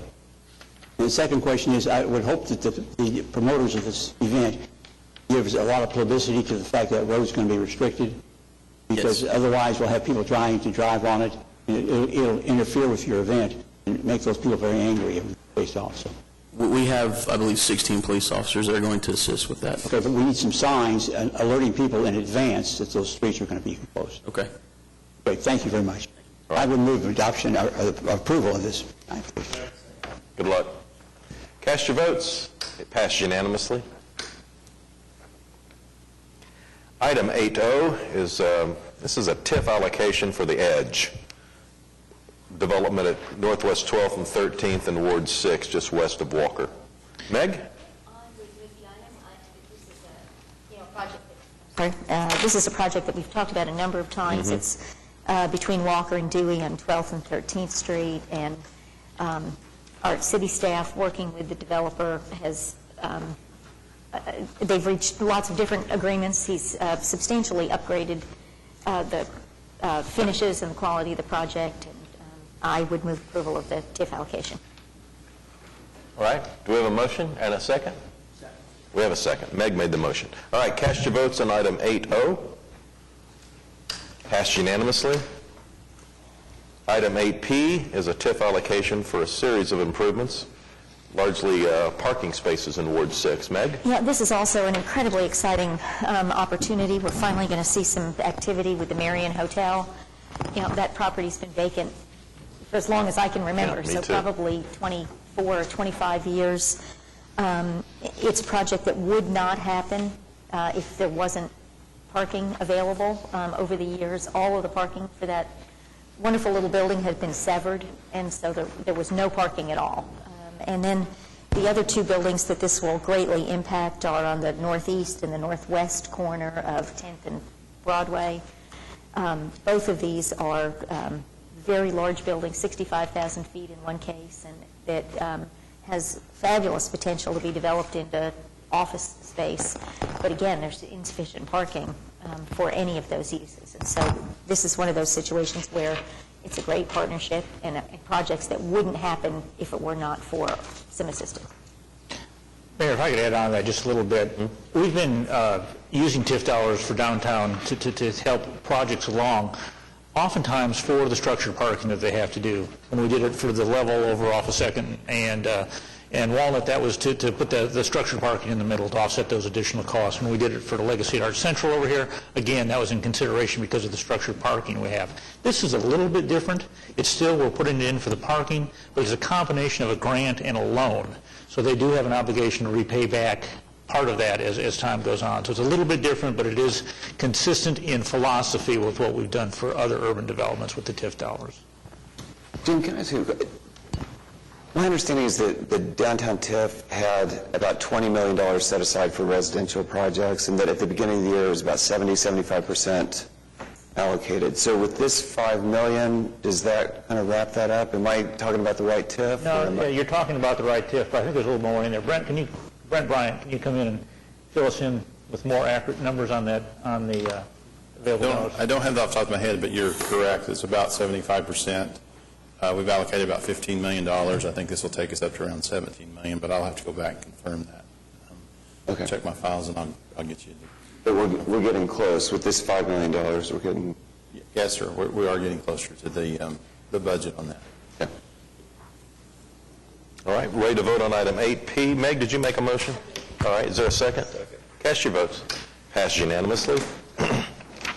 Item 8Q has already been deferred until August 28th. Item 8R is an item that was presented to the council a couple of months ago, and this has to do with the downtown housing study, and we're ready for implementation. Could I ask some questions about this study? I don't know if Russell Klaus would be... Russell will be here in just a second. I have some questions. I'm not sure exactly what it means to adopt it, but this 85-page study calls for quite a few actions to take place in the next few months and certainly the next year, one of which is to establish a point organization, basically now. The second is to delineate targeted areas of investment, so to pick 1 or 2 or 3 areas of investment, and that is targeted to be done at the end of Q3, so about 2 months from now. Are we adopting this work plan timeline, or? It may have to be modified a little bit. I mean, we have to put together the implementation plan and determine who's going to do what. So that may stretch, but we're going to try and be as aggressive as possible in trying to put that together. I missed the first part of your question. Well, just is it our intent to establish a point organization? Yes. Well, not to establish one. The intent really is to try and use the Alliance to do that for us. Okay. Since they've got that structure set up. Let me ask you about some things that are written in the study, and specifically the part that talks about core-to-shore development. And it's hard to follow because it says that the eastern side of the park would be a more ideal site for housing because it's more well-defined on its southern, western, and northern edges, and it's closer to Bricktown. But then it moves and it says that the city and its partners should endeavor to buy as much land in the West Park area as possible. What are your thoughts on that? Well, their objective with that in discussions with us, and this has been a priority for us as well, is to secure the edges of the park. I think is pivotal in terms of being able to facilitate the quality and the density of development that we feel is necessary to support the park. Approaching it really from a master plan perspective would enable us to be able to, the city to be able to facilitate a more aggressive timeline for development of the park. That was really the objective there. Okay. You know, it's an interesting picture of the park that they put in there because they really just have it north of the new I-40. Which they call the future Central Park, kind of not ignoring that there's a park south of the I-40 to the river. And I'm understanding from the Parks Subcommittee that the presentation from Hargraves that maybe the spending is predominantly going to be in the northern part of the park, maybe on a 3-to-1 ratio. Does that sound? It's my understanding. I don't know what the ratio was, but yes, the predominant focus for improvements or higher quality improvements would be on the North Park rather than the South Park. It'll be more of a passive open space, but providing that connection down to the river. So would we hope to develop the northern part of the West Park, the western land first? Correct. Then they go on to say that maybe we could use neighborhood stabilization funds north of the new boulevard, that another area would be north of the West Park area to try and connect. Right. That area essentially west of the Myriad Gardens, south of the Film Exchange District down to the boulevard was an area that was considered possible, and I do believe that because of its proximity to the Myriad Gardens and downtown, is an ideal area for that kind of development. And they're arguing that it would help connect the West Park. But what I'm noticing, and we'll talk a lot more about it in a minute, but if you go north of West Park, I mean, they're showing that, Walker over to Western, you're starting to get into the area that we're going to talk about in a minute on the boulevard, the Western Class and Reno overchange. And so development of that area would seem to fit in with some of their recommendations here. Yes, it would. Okay. In terms of parking ratios, they talk about the streetcar and how that has tremendous potential to fuel downtown housing. Do you think that we can decrease the number of parking ratios in the future as a way to facilitate more downtown housing? In the downtown area, we don't have a parking requirement, so it's left to the private sector to determine what kind of parking is necessary to ensure the success of their development. The one thing that we haven't really evolved into yet is shared parking for residential, sharing that either between different residential projects or between residential and other uses in the downtown area, whether that be for say parking for the convention center, parking for corporate offices because they use the parking at different hours. That's what we would like to try and move towards, rather than that dedicated parking for each project. That'll probably continue for some time, but eventually we're going to have to get into more of a shared parking arrangement. Russell, what about their recommendations to develop a redevelopment fund, an infrastructure fund, a public-private development fund? Are we going to do any or all of those? Well, I don't know. That's what we have to explore as to what's going to be most viable. It may be a combination of those. Some of those things we don't have. Obviously, we don't have the redevelopment fund. Housing has still got a gap. The market is not there yet for a lot of the housing we would like to see, particularly the for-sale workforce housing, for example. There's a gap there, so getting a redevelopment fund, and we don't know what the source of those funds would be at this point in time. It's an idea that the consultant is proposing because it has worked in other communities. So we'd have to explore how that would work here, how it would be financed, and how it would be applied. But it's at this stage an idea. And as we talked about, the $20 million is we're approaching our budget for residential TIF funds. Right. The final question is, what are your thoughts on their recommendation, which seems to be pretty adamant that you have to delineate targeted areas of investment? You need to pick one or two areas and put all your public investment in those areas. Well, I don't think that they were saying to put all the public investment there, but it's to identify those areas where if you can put enough concentrated effort there that you're able to generate that private sector momentum going forward. And one of the critiques we got of the housing study was that we did not identify, for example, the Triangle area, the Deep Deuce area. And it's not that we wanted to ignore that area, or the consultant didn't want to ignore that area, but that there was enough action going on in that area at that point in time. Yes, we will continue to support it, but let's identify some other areas that if we put some investment into, that those can also get moving and be able to accomplish a similar kind of success pattern as we've seen in the Deep Deuce Triangle area. May I ask a question, Russell? In the creation of these public-private partnerships led by the redevelopment of an area or putting funds available for redevelopment area, shouldn't we let the private sector lead us there rather than try to direct where it goes? Well, I think that is part of the partnership, is working out what areas we can work with the private sector.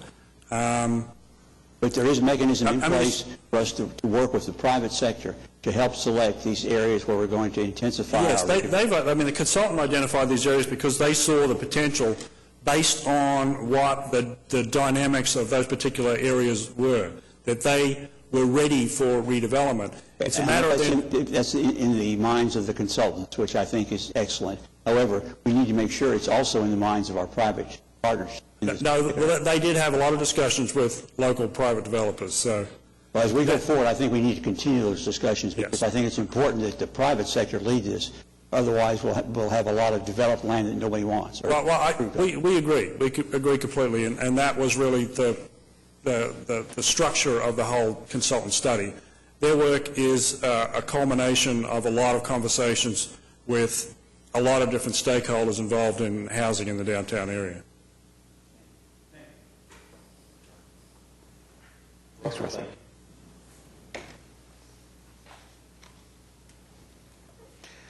We have a motion on item 8R. Any comments or questions from anyone else on item 8R? All right, cast your votes. Passed unanimously. Item 8S has already been approved. Item 8T is an issue from the Water Trust, and Marcia is here to explain the issuance of debt. Good morning, Mayor and Council. The Oklahoma City Water Utilities Trust requests your authorization to issue water and sewer revenue refunding bonds. We would issue not more than $70 million in bonds that would defease our existing commercial paper, our short-term debt that we use to run the capital improvement program. Our financial advisor, PFM, also recommends that we attempt to refinance, that is, to refund our 2004 and 2008 revenue bonds. They anticipate that we would save 3%, and we recommend that we, in each of those issues, 2004 and 2008, that we treat those refundings independently, that we attempt to achieve a 3% or greater present value savings. If we don't do that with those bonds, would not be refunded. The net sum total for the Water Trust, if we refund both the 2004 and 2008 bonds, is about $600,000 to $650,000 a year in debt savings. Happy to answer questions. Okay, any comments or questions for Marcia? Comment, Your Honor, I think it shows some real savvy financial abilities to be able to look out and see these refunding opportunities. With interest rates as low as they are right now, it's a great advantage. And the market is really intense looking for a municipal paper right now because of the current tax law changes, over tax law. Looking for municipal paper as high quality as Oklahoma City's, because there's a lot out there that's not. So we are really to be complimented, I think, for that. Any other comments? All right, we have a motion and a second on item 8T. Cast your votes. Passed unanimously. Item 8U, I understand we do not need executive session. We do not. All right. Do we have a motion then on item 8U1? Cast your votes. Passed unanimously. Item 8V is our bargaining agreement with the IAF. We have representatives from the IAF here this morning. Do we have a motion on item 8V? All right. Comments or questions from anyone? All right. Cast your votes. Passed unanimously. Thank you. Item 8W, I understand we do not need executive session? Do not. All right. Cast your votes. Item is struck. Item 8X, I understand we do not need executive session today? Right. All right. Cast your votes. Item is struck. Item 8Y is claims recommended for denial. Is there anyone here wishing to speak under any of the 7 items listed under claims recommended for denial? All right, how about a motion then? Cast your votes. Those claims are denied. We move on to item 9A. It's claims recommended for approval. Is there anyone here wishing to speak under any item listed under item 9A?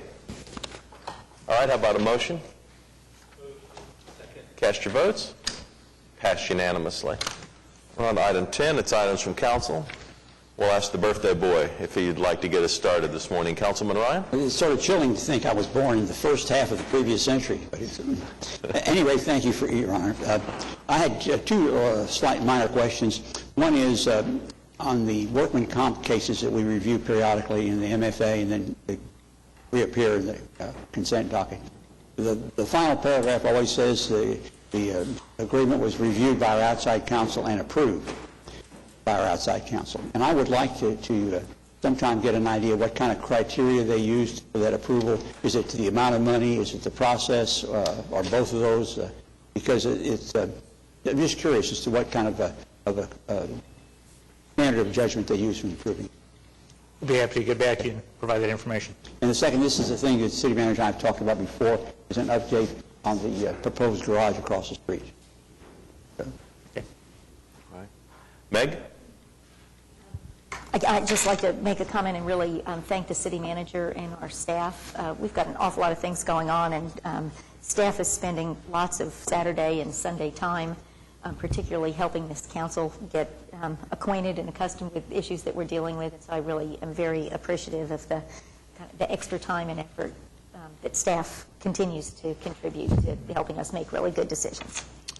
I agree. Skip? Yes. I'd like to recognize the meeting last Tuesday with the Presbyterian Health Foundation and the overlay. Had a meeting at the Red Cross, and there was probably about 80 citizens there. One of the things that I continue to find in reference to these type of public meetings as it relates to land acquisition and the possibility of people's property may or may not be acquired or an offer being made is the lack of information that they have as it relates to the concept of eminent domain. And there were so many questions where people were just, confused as it relates to when you're talking about a governmental entity or a trust or the foundation going forth with the zoning overlay and the possibility of property being acquired for the future development. And I would just like to figure out some kind of way where when we have these type of meetings that you could get enough information out to the citizens ahead of time to give them some assurance that we're not talking about taking your house, we're not talking about kicking you out of the neighborhood. The real particulars in reference to the overlay is very long and it's very involved. And it's very difficult, I think, for common lay people to understand a lot of the legal technical issues that are part of these overlays. And I would like for us to maybe study some type of way of getting information a little bit more to communicate to citizens where they can understand it. It's easy for people who are in government. It's easy for lawyers. It's easy for those individuals who are part of the system to understand a lot of the terminology, but for lay citizens it's very difficult and very challenging for them to understand what is it that we're trying to do. And so with that, I want to say that there was a lot of people, I think, that left with some unanswered questions as it relates to what's going to happen in the overlay of the Oklahoma Presbyterian Health Foundation. But to give them some clarity, the overlay only extends to the south of 4th Street, north of 4th Street. So there's a lot of citizens who live south that think that they are going to be impacted in reference to the overlay, and that's not the case.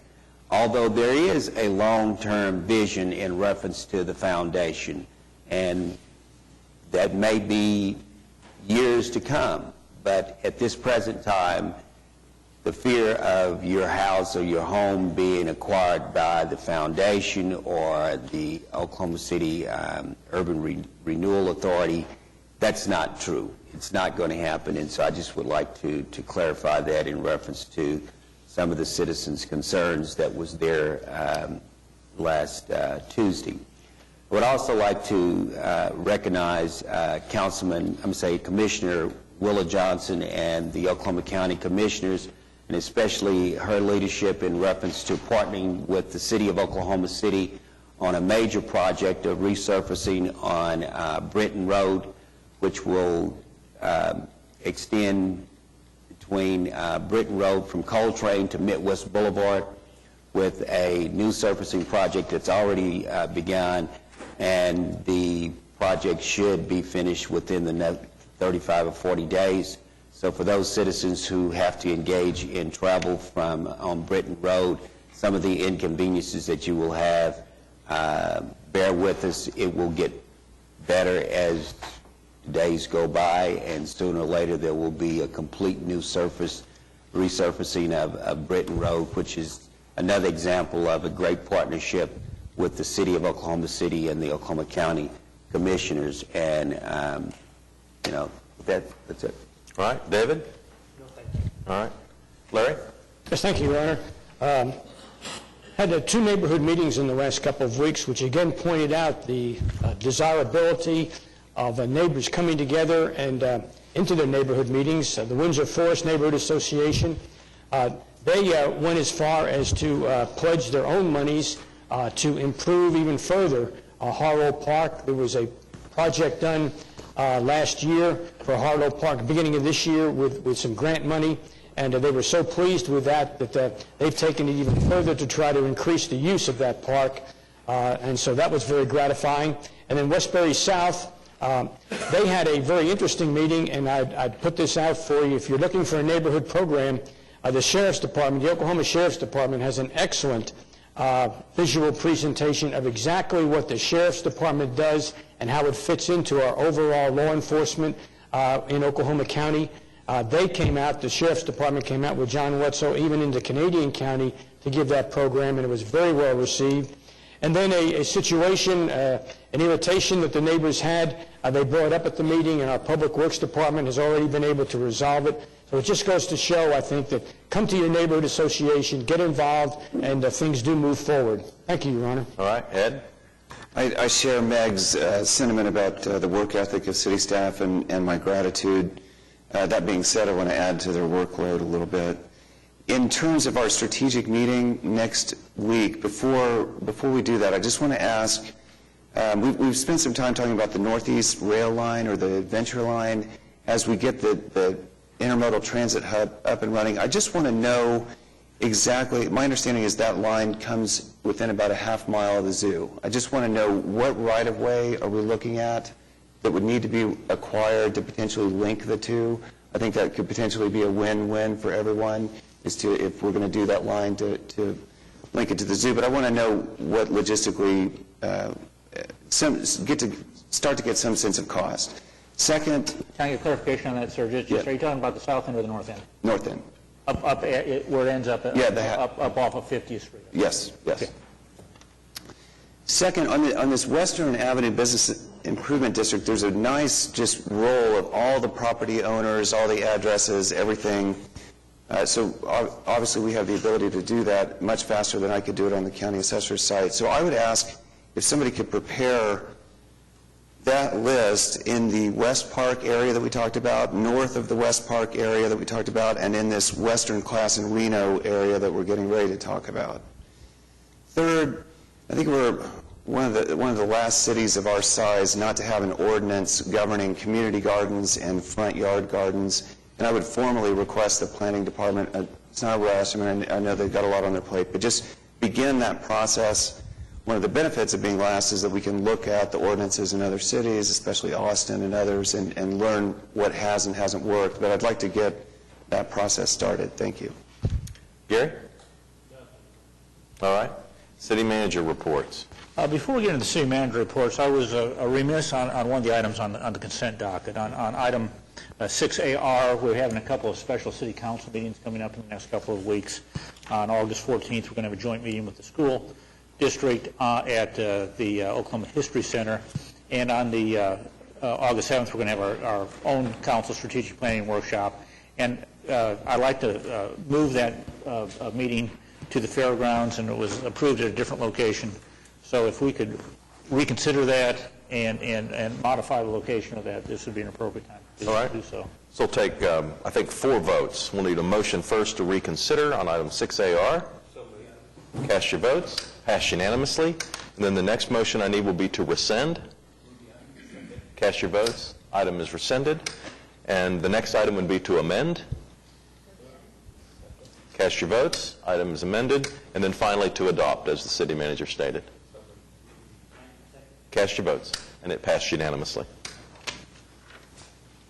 All right, we have Eric and Russell Klaus are going to talk to us a little bit about I-40 and the Boulevard. Mr. Willinger. Thank you, City Manager, Mayor, and Council. There's obviously been a tremendous amount of discussion over the past several weeks, and as city staff continues to work very closely with the Oklahoma Department of Transportation, we thought that it would be appropriate this morning to bring you up to speed on the current status of the new Boulevard project for Oklahoma City. As I get ready to begin, I want to give a little bit of thanks to city staff and also several of our ODOT officials that are here with us this morning. I know that Gary Evans, David Streb, we've also got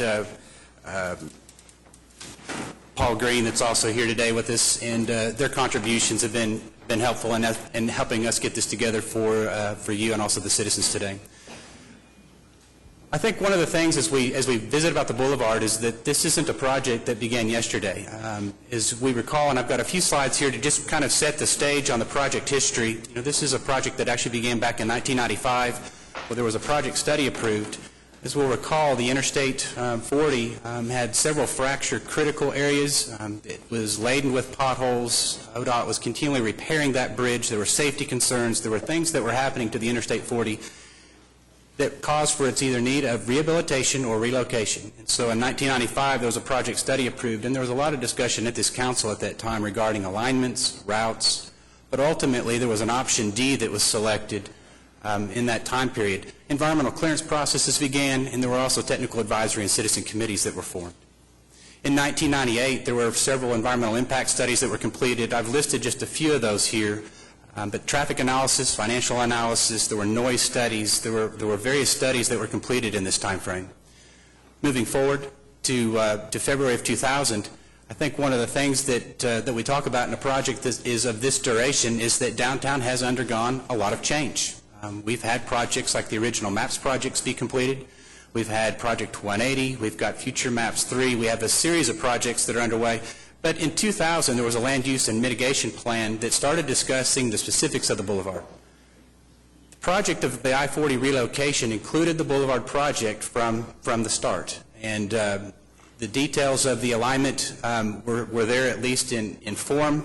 But this study, I think, is very important because this is the concept that modified the boulevard for the best aspects of both a freeway and also a service boulevard. It described the use of the boulevard both on an elevated and ground level portions. In November of 2001, a final environmental impact statement was issued. There were several issues that ODOT was forced to deal with relocations. And then moving forward, in May of 2000, Federal Highway Administration issued the record of decision. And so this is really the starting point of the conversation today. This is where the option D was formally adopted by FHWA. There was the construction of the boulevard and the existing I-40 alignment. It also included the construction of the Skydance Bridge that we just recently reopened. Those were all mitigating factors of this record of decision. When I went back and researched these documents, and as we're bringing ourselves up to speed, I've been asked many questions about why portions of the boulevard are being elevated, where did some of that come from, and so, if you'll click, JC, I've excerpted this straight out of the record of decision just as a point of information. But I mentioned this, that we're still working with this, but I'll just read this. The selected alternative will provide a 6-lane at-grade boulevard in the existing I-40 right-of-way from east of the Union Pacific tracks at the I-235 interchange to the west of Walker Avenue. From west of Walker to Western, the existing I-40 bridge will be rehabilitated. From Western Avenue west to Agnew, the existing facility will be converted to a divided boulevard. So the concept of portions of the boulevard being elevated were part of that record of decision in 2002. But subject to a lot of downtown development, we are seeing a lot of changes. And so there are a lot of questions about what we ought to expect from the city with our partners with ODOT on what we should actually construct. There was a Boulevard concept report published in August of 2007, and this is where a lot of the finer details started to come into play. This is the transition recommendations as we move from highway speeds to boulevard speeds. This would be reducing from 60 miles an hour that you might experience on I-44 down to 25 miles an hour, which is what we expect in the heart of the boulevard. There's a lot of focus on the area between Walker and Oklahoma Avenues. It also describes parking requirements, lane narrowing, landscaping, speed zones, and pavement treatments. So when we talk about the boulevard, it's really more than just a new bypass for the Interstate 40. This is something that is an entrance to downtown Oklahoma City, something that we expect to be aesthetically pleasing, that addresses traffic needs, but is also a walkable and friendly environment for those that are downtown. In October of 2009, there was a revised traffic impact and comprehensive traffic study that was ordered, and this was mainly due to the changes that we were starting to see in Project 180. This would be to address the conversion of one-way to two-way streets. This would also start to address a lot of the amenities that were starting to become downtown elements. And so we continue to look at and analyze and investigate the changing downtown environment and what the boulevard needs to be. And this is in 2009, and we're continuing to do those studies today. But with that said, I just wanted to set the stage for some of the history and where we find ourselves today. Our partners with ODOT began a process with us and engaged late last year with planners. They've engaged Jeff Speck as a walkability consultant. They have landscape consultants, and they've started talking about the ideas of the boulevard. What does Oklahoma City want? And so with that, we've started brainstorming. We've started collecting a lot of that data, and there's some visuals that I'll be able to show you today on some of those concepts, but I'll preface that with we haven't made any final decisions. There's still some study yet to go, and there's some questions that have been raised that need to be answered. When we talk about the status of the project, obviously the deconstruction is well underway. I think it's very obvious as we look to our south. There's several of the sections that are completely removed. We're obviously in the area of Bricktown now. The final stages will remove the bridge that's over E.K. Gaylord. So this is some of that status. These bridge structures, many of those are being relocated, as you already know, to other bridges in counties across Oklahoma. So it's very much a green project with reuse of a lot of that steel. And this is ongoing and expected to be finished by the end of the year. When we visit about the alignment of the boulevard extends from Pennsylvania Avenue to Byers Avenue. There's 5 construction projects that ODOT is contemplating: a west section, a bridge section, core section, the railroad bridge at E.K. Gaylord, and then the east end, which is basically in Bricktown. Many of you have probably realized now that the interstate is down that Southwest 3rd Street, which was adjacent to the boulevard, is a space that's now reclaimed, and we have some opportunities to utilize that right-of-way with also the ODOT right-of-way to help some of the alignment with the new boulevard. There's opportunities with a narrower boulevard and a wide ODOT and Southwest 3rd Street right-of-way to create new development opportunities. And so hopefully I'll be able to show those to you in just a moment too. Now, we mentioned earlier in the record of decision that it was a 6-lane planned boulevard. And one of the first concerns that the city expressed was that it was too wide. We do have a preference for 4 lanes, and ODOT has received that, and they're working with us to make sure that that's in fact true. So we're looking at a 4-lane divided boulevard with a median, with parking lanes on both sides. So as I give you this picture, what you see on Reno Avenue today as a part of Project 180 is very similar to what we're thinking the boulevard will be, just with a wider median, probably more amenities, but at least in that scope. 11-foot lanes, 20 to 30 mile an hour traffic speeds, but that's probably the best representation downtown that I could tell you about today. The extra is also the 15 feet of sidewalks on both sides. Again, walkability is key. There's been several questions about the at-grade portion. Currently, and again, no decisions have been finalized, but currently we're looking at a proposed at-grade portion that extends from Dewey, which you can see with the blue line on the left side of the map that I'm showing you here, crossing downtown and extending just approximately to the Harkins Theater in Bricktown, so just east of Oklahoma Avenue. So several of the slides that I've got will include this as part of the description. The next series of slides, I'm sorry. Could I just, to give us some context, can you share what distance that is? It's a little bit less than a mile, as I understand. It's about 9.5 blocks total.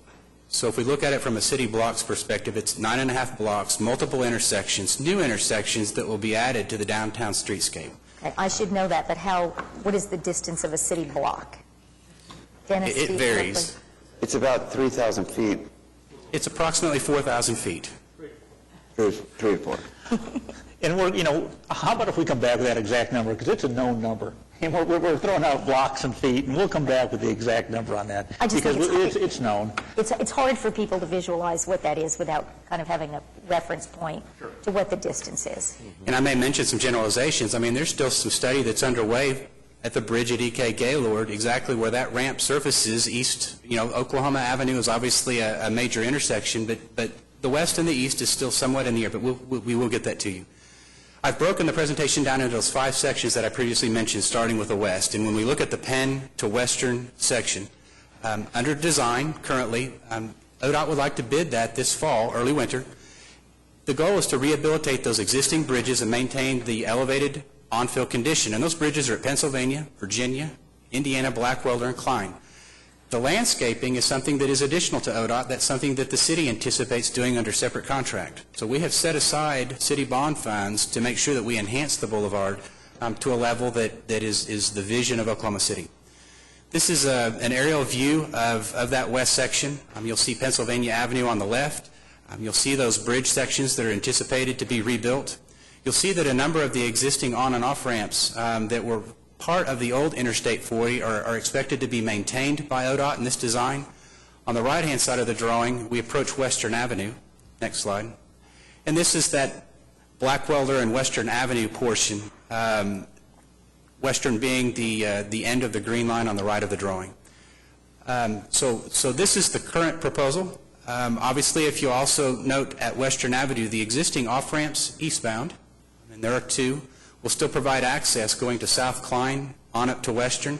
There are also anticipation of maintaining that existing on-ramp that was from Sheridan Avenue that some of us might have been familiar with. ODOT is planning to reincorporate that also into the boulevard as well. So when we look at access from Western Avenue, there's going to be multiple opportunities here in this location to actually get onto and off of the new boulevard. Eric, may I go back just one more slide and clarify again for our listeners?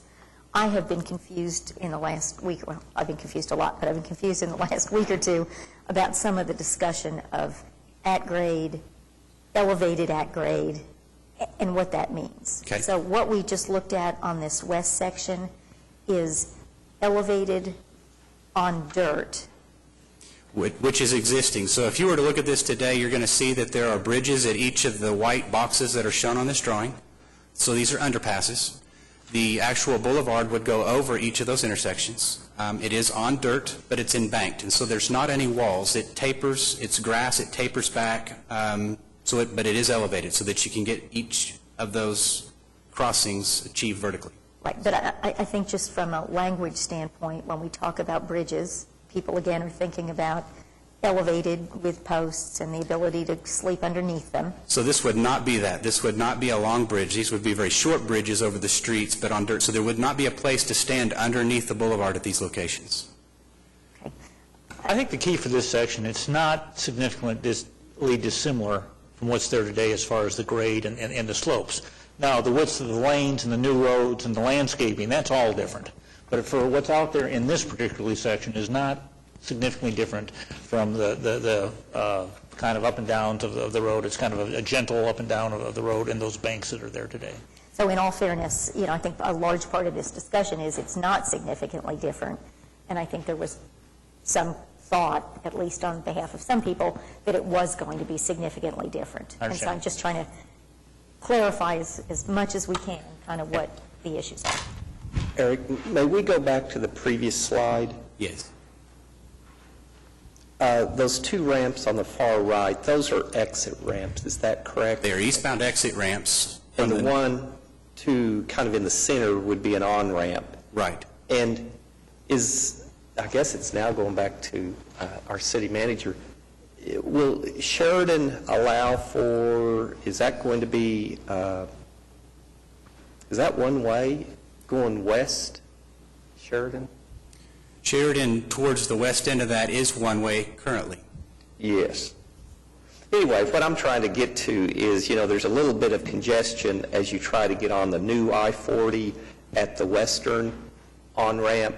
And as City Manager Couch has told me many times, once this is all completed, I think that will alleviate some of those problems. And we have now 2 choices to to get onto I-40 heading west from this area?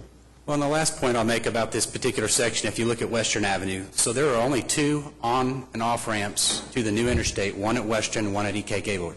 You know, we lost several ramps as a part of the relocation of I-40. The Boulevard West is a key function of helping traffic get out of downtown and into, but currently we have a lot of commuter traffic downtown at 5 o'clock, at 8 in the morning. We're having a lot of congestion in the Western Avenue corridor. Thunder games, obviously a lot of time to be able to disperse that kind of traffic. This west section, this west connection to Interstate 44 is really key to alleviating a lot of that concern today. Okay, thank you. Eric, just one more question about that. Going back to that slide before. Currently, it comes down and it touches down at grade or at street level at Douglas. Yes. So one potential alternative is to have it begin to go upgrade towards the new I-40 at Douglas, because that's a natural point where right now it's coming down to street level. I think that's possible, yes. I think there are some things that are, from an engineering perspective or from a traffic perspective, we could do that, yes. Thank you. Before you leave this slide, Eric, there's been discussion about this is a DOT project and the DOT money is going to build it, but once it's built, it'll become the city's responsibility to maintain. Where does that delineate on that map there? Where does the highway responsibility stop and the city responsibility start? Everything that we talk about, these 5 sections, will be city responsibility from Interstate 44 all the way to Interstate 235, or excuse me, 235-35. We will be the owners, the city of Oklahoma City will be the owners of the entire boulevard, everything that I show you today. From where it exits I-40? From Pennsylvania. Okay, so once you leave I-40, even though you're crossing back over I-40, you're still going to be on a city-maintained boulevard at that point? Yes. Okay. Yes. So from the beginning of the construction, once it's completed, it's all ours, is that right? As far as the maintenance of it? There's an acceptance process that the city will go through with ODOT to make sure that it was built and that we're in agreement, but yes, it will be all ours when it's finished. Okay. And as far as the design that is presently being presented, ODOT really doesn't have anything to do with the design other than accepting what we recommend, is that right? I mean, generally speaking, I would say that it is ODOT's project. It's funded through ODOT and the federal highways, and so from a project standpoint, obviously they've got other elements besides design. They've got cost, they've got time, other components of project that they also have to manage. So as we look at changes, or we look at additions or subtractions or those types of things, I mean, those all need to be weighed in by ODOT since it's theirs. But we have the ability with the city, and as I mentioned with some of our bond funding, that if we have enhancements that we want to engage, we have the ability to do that from the city's perspective. We have our own funding source to do enhanced landscaping, hardscaping, or any of the elements that are not currently included in the ODOT project. And Eric, I do think it's fair to point out, kind of in balance here, that when you went through the history, you talked about all the environmental work that was done and all those issues. A number of the things that have been discussed would require that those things be reopened and looked at again. So from ODOT's perspective, it does cause some more significant challenges. Is that correct? I think the only thing that needs to be reopened from the federal standpoint is the request by the city to narrow the boulevard from 6 lanes to 4 lanes. And so that's part of the issue that's being looked at. I don't believe anything else is outside of the record of decision. Okay, but our desire to move the entry point into Bricktown. We're working with us on that. So yeah. we're working with that. They've done everything we've really asked ODOT to do. They've worked on as far as the access versus compress on Oklahoma over on the east side, the lengthening of the bridge, making the bridge wider to make it more pedestrian friendly at the bridge at the railroad. They've been working with us on several different alternatives with the walkability folks, and actually bringing in the walkability folks was something Mayor Cornett asked we do, and they've been really cooperative to get that in place, having several different options for what the boulevard may look like at the main at grade, narrowing it from the 6 lanes to the 4 lanes, adding trees and landscaping and other features. They've been very accommodating in working with us I on guess our I'm just trying to impress that I think from a layperson standpoint, there are some big issues that could involve making it much more complicated for ODOT. That's that are potentially an obvious part of the discussion. So. And I think they could advise us as such. If we were to bring some ideas, they could let us know what the impacts are. Eric, one other item that would not be addressed today, but there might be a distant day when an intersection might make sense at Dewey, or perhaps even further east in Bricktown. Are those types of considerations being at least looked at when we accept this design from ODOT, that we might want to do something 20 or 50 years from now at both ends?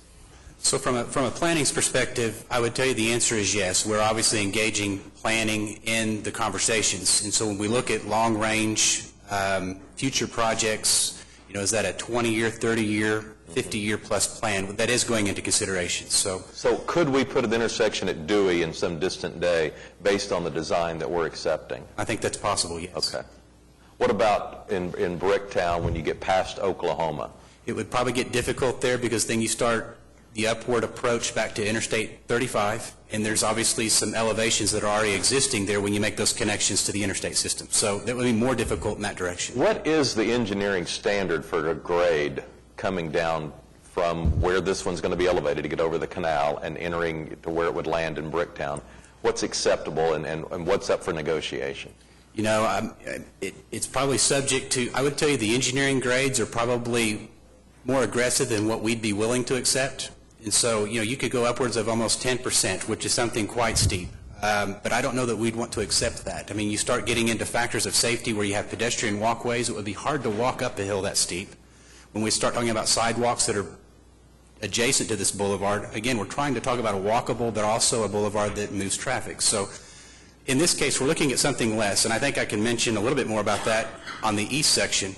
One of our reasons for picking Oklahoma intersection versus Compress is it allows us to flatten that grade into Bricktown more than if we were going to try to get to Compress early. And I've got a drawing. I can kind of show that just a little bit later in the presentation. Well, I'd like it to get to the ground as fast as possible, but I agree, in inclement weather, you don't need people coming off the interstate and where the road might not be in normal conditions. But the sooner we can get it to grade for the potential for a future intersection, I think the better off, those future generations are going to be. And staff concurs. Within reason, that makes sure that it's safe and passable. But yes, we agree. Okay. Well, I'd just like to make sure that, maybe if we could start the downcline earlier. I don't know what sort of clearance we need over the canal, but if we can get that to grade earlier over there, I think we're going to be better off. Well, and recall that there's been some ODOT construction already completed. I think before the old interstate came down, I think a lot of us noticed the construction of the ramp that's kind of in just mid-air on the south side of the old interstate. So there were some plans that were already created where those have to be attached now. And so some of the previous construction is going to be some of the limitations that we might have on some of those grades today. Okay. Go ahead and continue. Eric, quick question. Could you go back to the slide that showed Pennsylvania? Sure.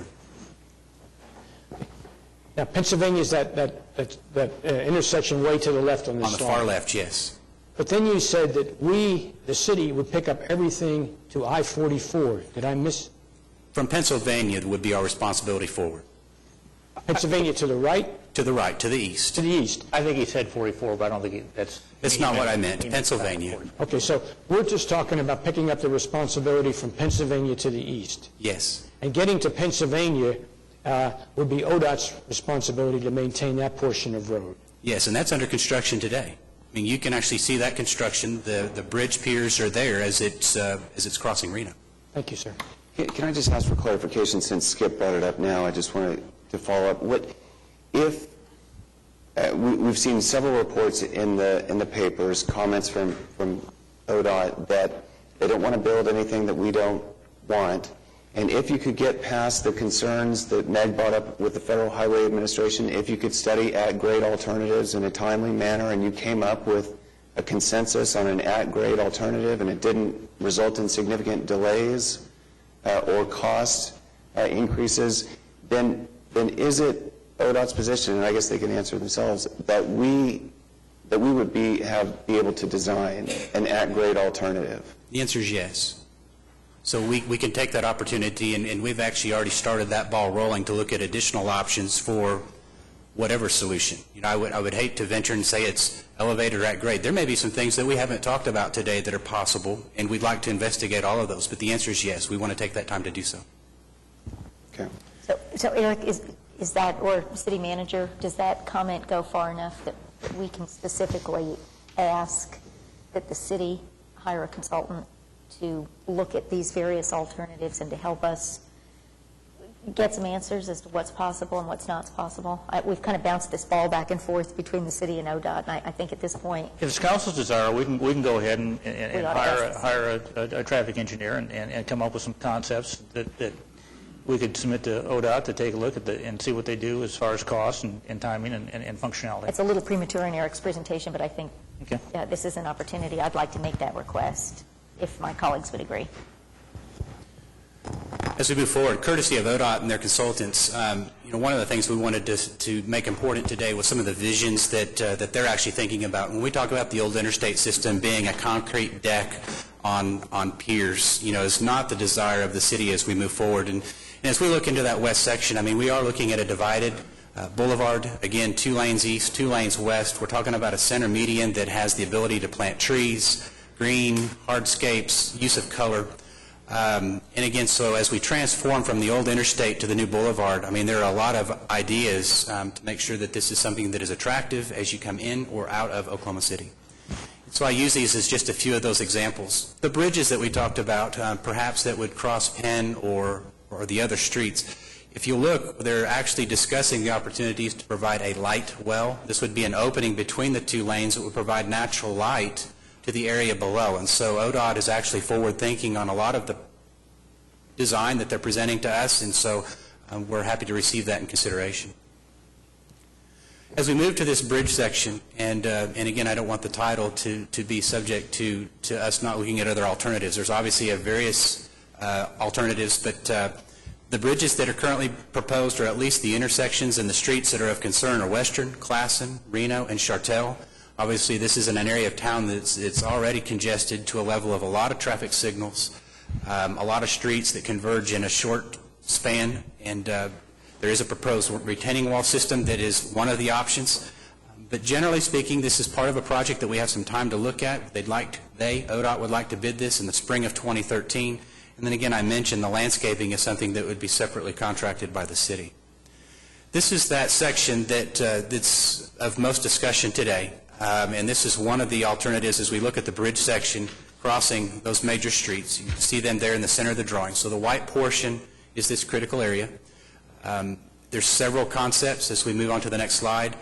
This is what maybe that typical bridge section could look like. One of the things that makes this different than the west section, if this was an option, is that we're not looking to lay back those earthen embankment walls to take up any more property than required. These would be vertical walls, possibly colored concrete, maximizing the space that's available for development on both sides. It's also an embankment. It's on fill. One of the reasons is to make sure that we can landscape it. And so as a consideration from the city, and we did not want to build, again, another bridge that had a lot of the piers, was being able to plant trees in the medians and on the shoulders along this section. But there's also some other items that are being discussed, and these are for visual only. These are conceptual in nature, but obviously roundabouts are under consideration. There's several that have been posted online. ODOT's looking at some of those, and I think that probably to best address the questions in this particular section, a consultant is probably a wise move on our part to make sure that we've evaluated all the considerations. But just to show what some of the complicated nature is of this, this is a roundabout option that includes 10 different legs. 8 of those on 4 streets are critical. We're talking about Classen Boulevard. We're talking about Reno. We're talking about Western. Western being one of the only 2 downtown accesses to Interstate 40. And so it's quite complicated in this area. And again, I think it's something we can further look at. As we look at this next one, this was just another alternative that ODOT was brainstorming and assisted us with, just to show that there wasn't a single idea. This is one that would actually be possibly a proposed elevated roundabout, but I'm not sure that there's a lot of moving forward on this one. It's quite complicated as well. When we look at the core section, this is really the section, we've actually when we finish this discussion, there's been a lot of questions about the planning of, future development, a lot of those needs, and so we thought it might be most appropriate. Russell and I have communicated somewhat some of the future needs of this section, so I wanted to invite Russell up to make a few statements as well. I just wanted to preface consideration of planning issues there by just sort of taking us back to Court Ashore and the scope of how that project was conceived. At the time, when the boundaries of that planning area were drawn, it was based on the fact that that at-grade portion would be essentially from Walker to Oklahoma, recognized on the west end that it hit at Dewey, but its first signal intersections would be at Oklahoma and Walker. For that reason, the plan did not look at that area to the west, centered around Weston, centered around the section that Eric has just talked about at Western Class and Reno, et cetera. We recognize that has difficulties there in terms of being able to move traffic in the area. Court Ashore was based on the assumption that that was already settled by ODOT in terms of what they were going to do there, and that was essentially a reconstruction of what was there. I hadn't seen, and I guess Eric hadn't seen either, the proposed retaining wall option.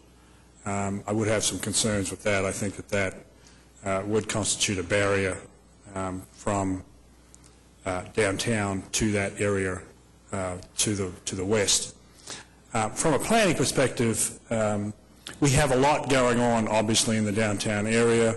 We're expending a lot of energy and as much funds as we have available, which is limited from a public side in terms of supporting development in all these other areas, Court Ashore being obviously the largest one. It has a very long-term redevelopment time frame. I've estimated in the past 50 years, and we will have to be aggressive about facilitating and catalyzing that development in that area, since it's not something that we as a city are familiar with to any great degree at this point. We have seen success in the Bricktown and Deep Deuce areas. We're also seeing a lot of renaissance in the Automobile Alley, Midtown, Medical Business District, and now in the Film Exchange and Arts District of downtown. Those still have a long way to go. I don't believe that those will be built out in probably 30 years plus or minus. I think we've got a lot of particular development potential there. The area that we're talking about here to the west, I know there's been discussion that this will form a barrier in terms of being able to support development on that western side. I think it's a different case over there, because each of these other redevelopment areas have great proximities, either to downtown, to the river, to the entertainment district, etc. So that's what's been able to facilitate their development and their success and the interest in that area. This area over here really doesn't have that proximity, those essential core bones, whether those be historic buildings or the proximities, as well as I think would be necessary to facilitate that same kind of development interest. There will definitely be a development response over there as a result of that Western Exchange, without a doubt. But I don't think it will be the same style of urban development that we're seeing in the other areas. I don't believe that it's going to be as attractive for residential or some of the other retail that we've seen. It's probably more related to the proximity to the freeway. It's going to take time to develop out the west side of downtown, which I think will happen. And clearly there are trends there. There are other opportunities that relate to the new police and courts buildings and perhaps some consolidations in that area that will facilitate development along Main Street, connect that out, as well as along Sheridan with what the Film Exchange District is doing. Once that is built out there, then I think you've got that opportunity then for that connection to the west side of what's being proposed as the elevated retaining wall section there. The best anchor that we have in that area is the farmers market. It's been sitting there basically underperforming, I think, in everybody's mind for a long period of time. Has great potential, not just the farmers market building, but there are a whole bunch of little smaller one-story brick buildings around there that would create a fabulous district. It does need to be connected. And ultimately, you may look, and this would be decades to come, but to connect out through that, out to stockyards, and then you've got that connection where you've got a reason for people to go from downtown to the farmers market to stockyards, because there are things to do there. At this point in time, it's separated. I don't think the redevelopment of that is so much impacted by what we've got there at this point in time as rather the context there and the separation from downtown. There's too much no man's land in between currently the farmers market and downtown. But it's important that once we do develop the west end of downtown, that connection is able to be made there. So I do have concerns about a retaining wall as somewhat of a barrier. I guess my concept of this was that it was to be rehabilitated as such. And I know there are issues with that. I know we've had a lot of homeless sheltering under the underpass there, and but those are issues that could be addressed in other ways with lighting, et cetera. And no decision's been made on that, whether it's a retaining wall area or an open area. That decision is yet to be made as we go forward. And clearly, from a planning perspective, I think doing at grade would be the preferable option. I also recognize that from an engineering perspective, that's very complicated. I don't think either of the roundabout options will probably work, but there are other options, and I think it's worth looking at in terms of what those may be. Could be a double roundabout, could be could be some closing of some streets that would facilitate that. I don't know that all of those streets may be necessary there. I think it's important to talk a little bit about the roundabout idea, because it has been floated and it's been connected all the time with pedestrian friendly. And there is nothing pedestrian friendly about a roundabout. Well, the smaller ones, yes. I mean, roundabouts really work well if you've got 4 or 5 roads going into it. That's the predominant use. When you try to accommodate 10 roads, I don't think I'm not familiar with any around the world, and the separation between each of those legs, that would not work. There's just from my planning perspective, I can't see that working. But Russell, even at 10th and Walker, which in my mind is a very successful roundabout, and I drive it, 10 times a day, it is not easy to walk around. No. It's made the area pedestrian friendly, but it is not easy to walk a distance around the roundabout itself. So, fortunately, it's narrowed down at the neck when you enter the roundabout, so there's possibilities there. But you do have some site constraint issues. If you're crossing from north to south there on the east side, on the west side on 10th, then you may not see the vehicles coming around the other way if you're not paying attention. Right. I just think we need to be careful about that. It is a learning experience, but other parts of the world, people have learned it, so I don't think that we're any different in terms of learning capability, hopefully.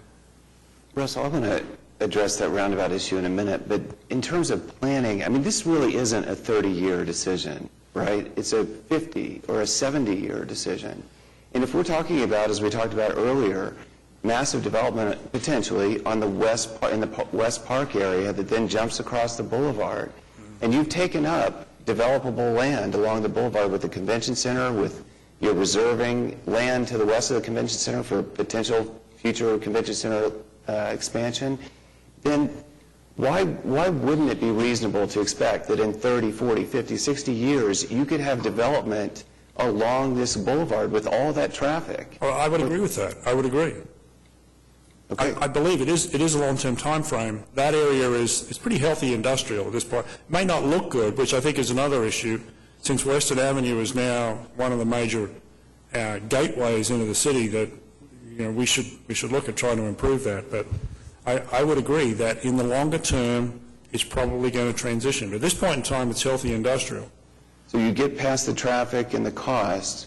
Again, I just want to reiterate, what I hear you saying is that the preferred alternative would be at grade, everything else being equal. Everything else being equal, yes. Thank you. In reference to the proposed plan of the roundabout, if you look at any other alternatives in reference to at grade, is this the only plan that's been presented as an option? Well, I think as Eric mentioned, that's a concept plan. I know other concept plans have been presented out there in the public, and some of those have ignored some of the existing major thoroughfares there. Reno and Western just sort of laid over the top of it. I think the intent was to present the concept rather than to design it. So I don't think at this point in time we have anything that we could really talk to the merits of a roundabout versus other alternative means of being able to move the traffic through that area. Because as I said, I don't think that the two proposals that Eric had presented, as presented to us from DOT, would work. But there may be other options. I mean, we don't have our experience here designing roundabouts. But there has been some experience, and if you look at 23rd and I-35, would you say that was a concept of a roundabout? No. Oh, yeah, the original one. Were you here? Well, yeah, I'm not familiar with that one. Or would you say that the Classen and Northwest Expressway, would that be similar to something of a roundabout when it was designed? I wasn't here at that point. I really don't understand the merits of why that failed. I think part of the issue with our difficulties with roundabouts here is perhaps we tried to bite off more than really works, and that was probably the problem with the Classen Circle. As I said, they work better for less legs entering and leaving, and with enough gap between each of the legs for people to be able to pull in and out. There's also a familiarity aspect to it. With only a couple of roundabouts in the city, it's difficult for people to become familiar with it. I think over the 6 years or so that the circle at 10th and Walker has been operating, people have gotten better at it. The people who use it regularly know how it works. And it's just the most simple possible facilitator of traffic. You just look to your left, there's nobody there, you go. But if you sit there at Kaiser's or somewhere else and you look at it, a lot of people are still just pulling up to it and stopping. They don't know how to use it. Now, if you had 100 or more roundabouts in the city, everybody would know how to use them. It wouldn't be an issue. But that's not what we have, and I'm not proposing that. But that's how these have become accepted in other parts of the world.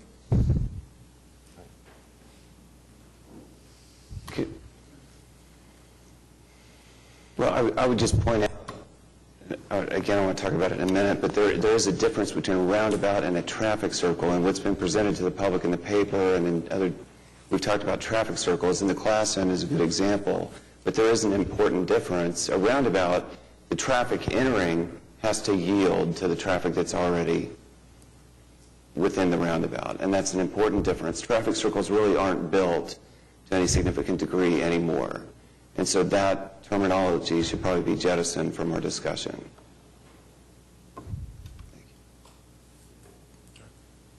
I'll let Eric complete. Can I make a quick, just a comment? We've got a project here that is being driven by multiple objectives, and I think we need to realize in the impassioned support we have here that this thing is liable to be a compromise at the end, and there'll be some adjustment perhaps to accommodate future development, some adjustment obviously to make this thing as functional as possible to get people in and out of Oklahoma City, but nobody is going to get entirely what they want. I think we need to realize that this is a compromise. There are multiple objectives. Whenever you have a project with multiple objectives, there's some compromise included in that. And as we go forward, I think people ought to recognize the fact that no matter how impassioned they are about a particular project or a particular solution, that we may have to have a compromise that gives up some people back and forth. I really agree with Mr. Ryan. This is a very complex area. It's just hard. I mean, I've looked at it, and we all have, or a lot of us have. And there's just not a good solution that accomplishes absolutely what everybody wants. And maybe there's some compromise to get into it, but it's keeping some level of traffic functionality to get the people in and out of downtown, as well as to try to get it back down to ground and minimize the barriers is hard. Some streets are probably going to have to be sacrificed as going through. And when you do that, there's going to be people along those streets that aren't going to be happy with that. But you're not going to be able to do everything, and it's not going to be able to look like it is today without some compromises as we go forward. And Pat, I totally agree with you. I mean, this is one of the first issues I feel like I've worked on that has, I mean, it's a true conflict. We have two competing issues. We do need to move traffic. We've made so many changes downtown. We have created, I mean, some of our own successes created some of these issues. But we do have some very legitimate urban planning policies and, really foundational planning issues to address that we want to keep in mind for future development. So it's a very complex situation, and I think one that is going to require us to blend these two ideas and prepare, put ourselves in a place where we can make some changes 15, 20, and 30 years out in the future. I think we have to prepare for change. Thank you. As we move forward to this third section of part of this presentation, we're talking about this core section, and I would tell you that this is probably one that we'll see probably the most progress in the soonest, at least from a perspective of integration with the MAPS 3 projects. We're talking about that section that goes from Dewey to E.K. Gaylord. It's also in a design phase, but it's a very early design phase. Staff is working very closely with the MAPS 3 subcommittees for the park, for the convention center, for transit. But generally speaking, as we talk about this core section, we're talking about a widened median, a 40-foot wide median, an alignment that possibly could shift to the south. And again, as I mentioned earlier in the presentation, we have an opportunity with 3rd Street to actually incorporate that with the existing I-40 right-of-way and be able to move that boulevard around to encourage future development on both sides. Just a quick question, Eric. Will the median be wide enough to accommodate the trackage for the streetcar? It would be possible, although I think there's some pros and cons with that too, but it could, yes. Okay, thank you. But it has the potential for that. If in the final analysis our compromise recommends trackage there, we could accommodate. I think it could. I mean, obviously, as we transition to different sections, we just need to take existing traffic in, but yes, it can be. This is that core section. You'll see on the left side of the page is Lee Avenue. You'll see the intersections beginning at Walker, Hudson, Robinson, Broadway, and Gaylord. Those are the major intersections that are planned. You'll see the Chesapeake Arena in the upper right-hand portion.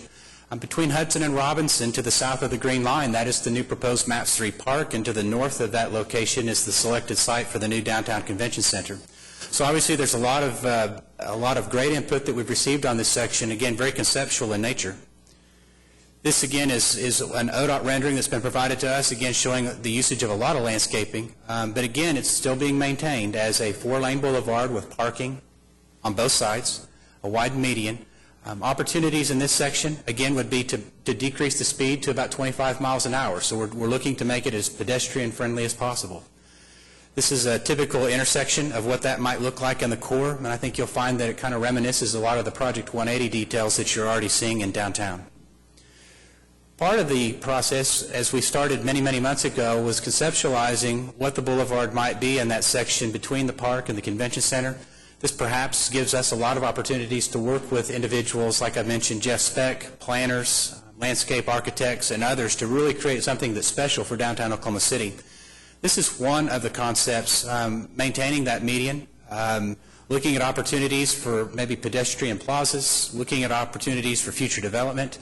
There's a second option that's also being investigated, neither being selected, but this one would actually create a wide retail plaza. This might be one where the median's omitted. But again, as we work forward on these designs, there's a lot of ideas. There's a lot of work that has yet to be done with the park and the convention center. Consultants have been selected on both of those projects that we anticipate are going to be very helpful as we plan this section through the core. Eric, excuse me, and if I could have Russell's comments on this, that retail plaza, to me, to really kind of jumpstart attracting retail into the downtown area, I think we have to do something along these lines to make it innovative and to become a destination point. I'm not trying to be critical here, but I just don't see Bricktown being the retail center that some people may think it will be. I think we've got greater opportunity more on the west side of downtown for the development of retail. And I would just say, let's really strongly look at this type of development, in a sense, to kickstart retail development in the downtown area. Russell, any thoughts? Well, the foundation of this idea really, it comes originally from Core to Shore in terms of trying to provide that source of energy along the boulevard. Since we have an expansive area of right-of-way here, we felt that we could push the right-of-way to the south and then facilitate some kind of ground floor interactive area there for the convention center, so that you don't have that, you have energy all the time that's interacting with the park. I mean, that was the idea with that. The railroad section is the fourth section, and this has been separated by ODOT as a project. This is the crossing as we move out of the core section into Bricktown or vice versa. Obviously, there's going to be a new opportunity to create a pedestrian and vehicular underpass. This will be going under the existing railroad. Of course, we've got some experience with both Reno and Sheridan crossings, and we're able to take advantage of that experience. We're looking at something that is very wide. We're looking at something that accommodates those 4 lanes of traffic, some future expansion, those 15-foot sidewalks that I mentioned, and also something that's tall enough, perhaps approximately 16 feet, to make sure that the streetcar or other large vehicles to get into and out of downtown and Bricktown. There's been some discussions on this bridge section, especially through the MAPS 3 Transit Subcommittee, and ODOT's working very closely to make sure that they accommodate the needs of future growth for modern rail. This would be for commuter rail or other extensions on that railroad. So we'll be able to bring additional updates to you in the future, but again, they're in the planning stages. We don't have drawings on this yet to review, but that's something that we're expecting in the future. Moving into Bricktown of this east section, and this will be the final section, looking to have this bid hopefully next spring. This is also that section that we've talked about, either the connection at Oklahoma Avenue, 3 traffic lanes west, 2 lanes east, and again, landscaping. So if we move to this drawing, which I know is going to be quite small, originally, as proposed, there's existing right-of-way on Compress. You'll notice that the boulevard, you can see the old Interstate 40 alignment. You'll see the shift on this drawing best utilizing some of that 3rd Street right-of-way. Creates that new edge on South Bricktown or on the north side of the boulevard for that future development. But with that, Compress doesn't align itself obviously very well with Oklahoma, and so one of the goals of staff and one of the things that we're pursuing with ODOT is an Oklahoma option. That's shown here. This would allow a direct gateway right into Bricktown. Also, as we follow up on the earlier conversations by the mayor, we start talking about the steepness of grades, as we start talking about getting underneath that railroad, we obviously want to make something that's very passable, not just for cars and safety and inclement weather, but also for pedestrians. And allowing us to create that intersection at Oklahoma Avenue lengthens that distance and allows that grade to be a little shallower, a little more inviting for those that might be walking back and forth in and out of downtown and Bricktown. Again, this will extend east and make those connections to the Interstate 35. It does fly over the canal, so it does get elevated just east of the Harkins Theater that you see here. That's the big box right into the middle. So work is underway with this. Now, as we mentioned, E.K. Gaylord is the second of the 2 major downtown exits and entrances from I-40. So this section is critical to allow us to also alleviate some downtown traffic congestion that might be occurring and getting this connected as soon as possible. Generally, the schedule, and again, this is not set in stone, but generally is to begin some construction early next year. There are the 5 major packages. The west end and the east ends are really the most important from a downtown circulation standpoint. I believe that we do have an opportunity, as we've mentioned today, to study the Western Avenue and the bridge section, the railroad bridge a little bit more. Also the Corns section, which is vitally important to make sure that we've got a lot of input from the subcommittees as well. General goals are to complete the project in 2014. Just want to point out one other thing on the center section. Within the last few weeks, we're in the process of negotiating a contract with Jacobs, who's going to be doing the modern streetcar preliminary engineering work on that. We've just hired Hargraves, who's a national firm on the park that's there. We're really getting some good talent involved. ODOT's got a good team on the boulevard that we can bring in. We're in the process of hiring the consultant on the convention center, and the proposals are in on that. And again, we've got just some of the best, not only in the country but in the world, of folks coming in. And we've really got some really talented people involved. And we're looking at trying to get everybody together to take a look at that important core area with that, some of the best talent that's out there, to come back with some recommendations, to talk about the conductivity, to talk about retail opportunities, the tidiness of things out there. And it's really kind of an exciting opportunity for that whole, that core of the boulevard that we've been talking about now for so many years. Just can I make just some questions and a comment. Boyd, can you put up that slide? And unfortunately, Pete couldn't be here. I've spoken with Pete White for hours on this topic, and we're of the same voice and mind, so I'll express some of his opinions as well. But I think, to me, in medicine, we used to have physicians advertising for Camel as the cigarettes that physicians. Some things that are presented to society seem to make sense at the time, and then as the decades go by, they don't make sense. So I agree with you that there is all kinds of paper trail, starting with the record of decision in 2002 where it says this is clearly elevated, and it's all going to funnel down into 3,000 feet or whatever at grade. But we've learned, and departments of transportation across the country have learned a lot in the last 10 years. So some things that made sense in the past may not make sense. Some of the things when IMPay was first looking at the Crosstown Expressway 40, 50 years ago, a lot of the things that they thought about then don't make sense. They tore down 1,000 buildings in downtown. That doesn't make any sense.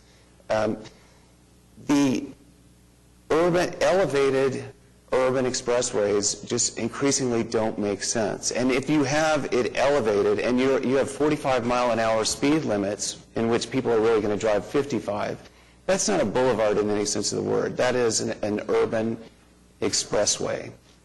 And what we've seen in the last 10 years in city after city is that when you get a chance to tear down an elevated expressway and return it and exchange it for a boulevard at grade, you get tremendous economic development. That happened in Milwaukee, that happened in Portland, that happened in Chattanooga, that happened in New York, that happened after the earthquake took down the Embarcadero in San Francisco. And in every single one of those cities, there was an outcry from traffic engineers, from civil engineers, from members of the public that you were going to have tremendous traffic problems when you eliminated this elevated expressway and replaced it with a boulevard. And in not one of those cities did that come to fruition. Not one.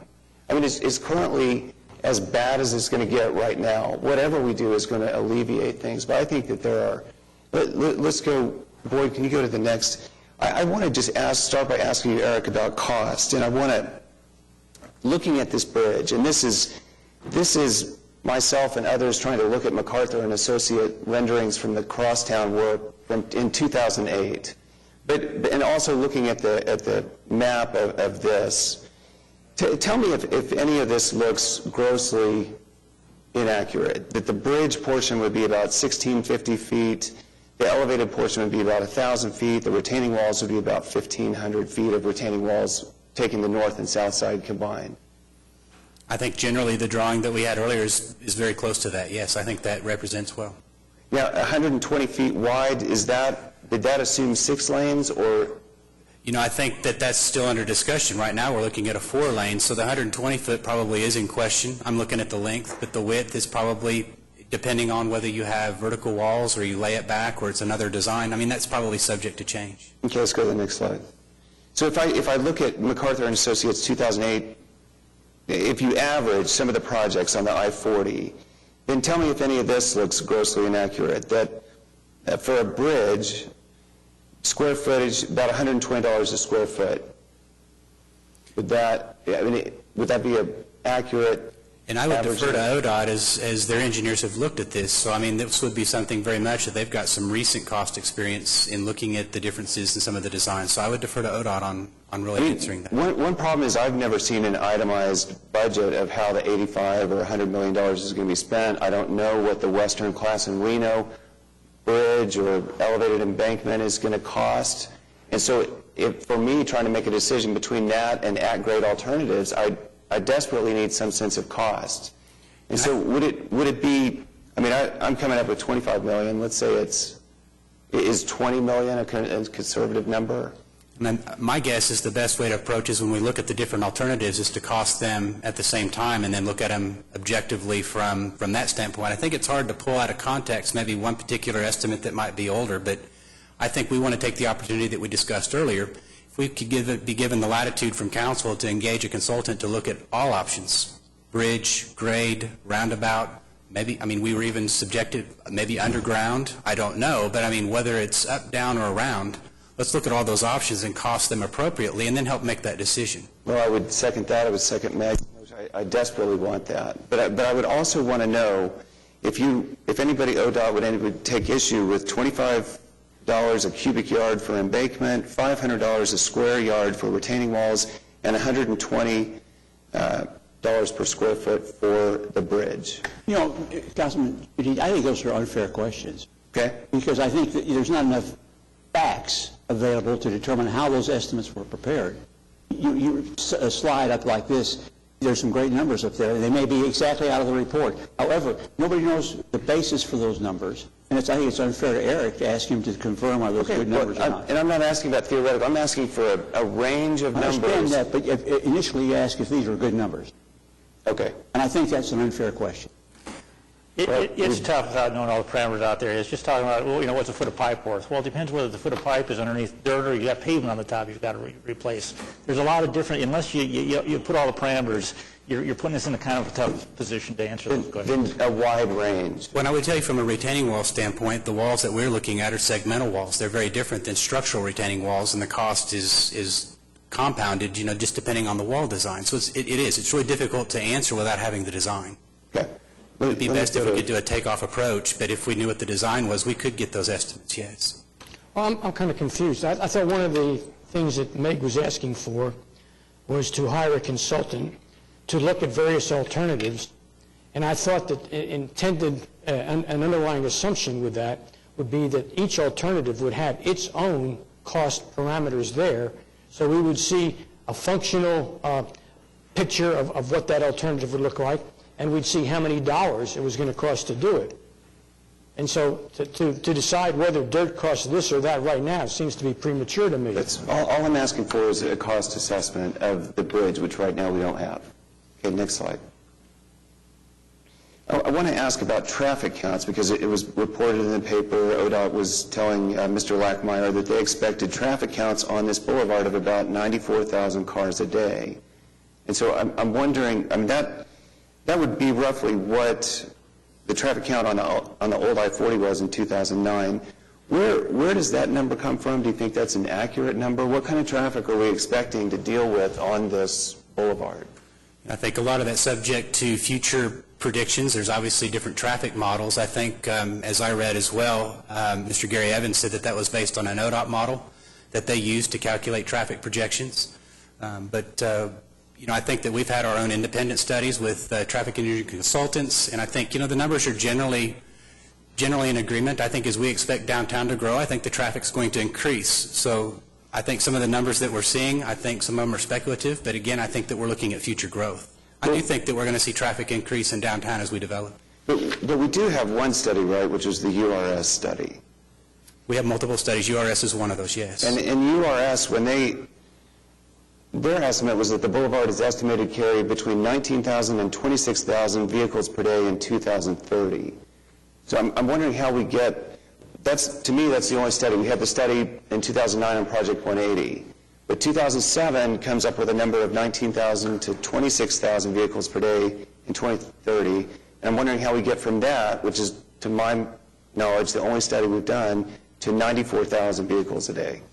You know, I've got to defer ODOT to their numbers, but I think as we work to look at this together, I think part of the presentation has been a lot of change. You know, we now have a Thunder basketball program. We now have continued downtown development. A lot of design is based on peak loads and not just average daily traffic. And so I think you've got to take a lot of things into consideration. But the 94,000 that you show here is an ODOT number. You know, we would support the previous studies that have been completed based on the data that they had at that time. We'd support a future study for any new data that might be available. Eric, I think those are going to change. Eric, would you support the statement by Amy Lewin, the URS public engineer, who said, in building our detailed peak hour traffic estimates, we found that the proposed boulevard configuration performs very, very well, possibly even a little too well? I can't comment on that. It's his statement. Okay. Can I just make a comment on the numbers you just mentioned, Councilman? That 19,000 plus was really, I believe, their projection for that at-grade portion, so the from Walker to Oklahoma section. That would be the genesis of that estimate at that point in time. recognizing that that western portion was going to have more lanes associated with it, but the 4 lanes on the at-grade portion, that was the projection there. So similar to what we would expect for other core city streets. But at that time, did they know that there was going to be multiple entrances on the boulevard, or did they think it was a limited access point at Lee when it starts to go above grade? Exactly that. Okay. Next slide. Next slide. This is ACOG traffic counts. Next slide. I just want to point out that this is two examples of roundabouts. One is in Halifax, Nova Scotia. The idea that roundabouts can't move a lot of traffic is not accurate. This is a 5-leg, which has been some of what's proposed, a double-lane roundabout that costs about $4.5 million to design and build and moves about 5,500 vehicles per hour. The Friends for Better Boulevard is having a town hall meeting in a couple of weeks, and the gentleman who designed that is coming to speak. But Boyd, can you exit out of that and just do the webcam? Orsten. So that's what that looks like. This is a live webcam view of that. And I just want to give a sense of what something like that would look like, and just note that in contradistinction to traffic circles, everybody entering has to yield to the traffic that's in the center. You can have bicycle lanes. You can have bicycles. True, the pedestrians don't walk into the center portion, but they can walk around on the intersections. But that's a sense of what that would look like. Can you go back to what?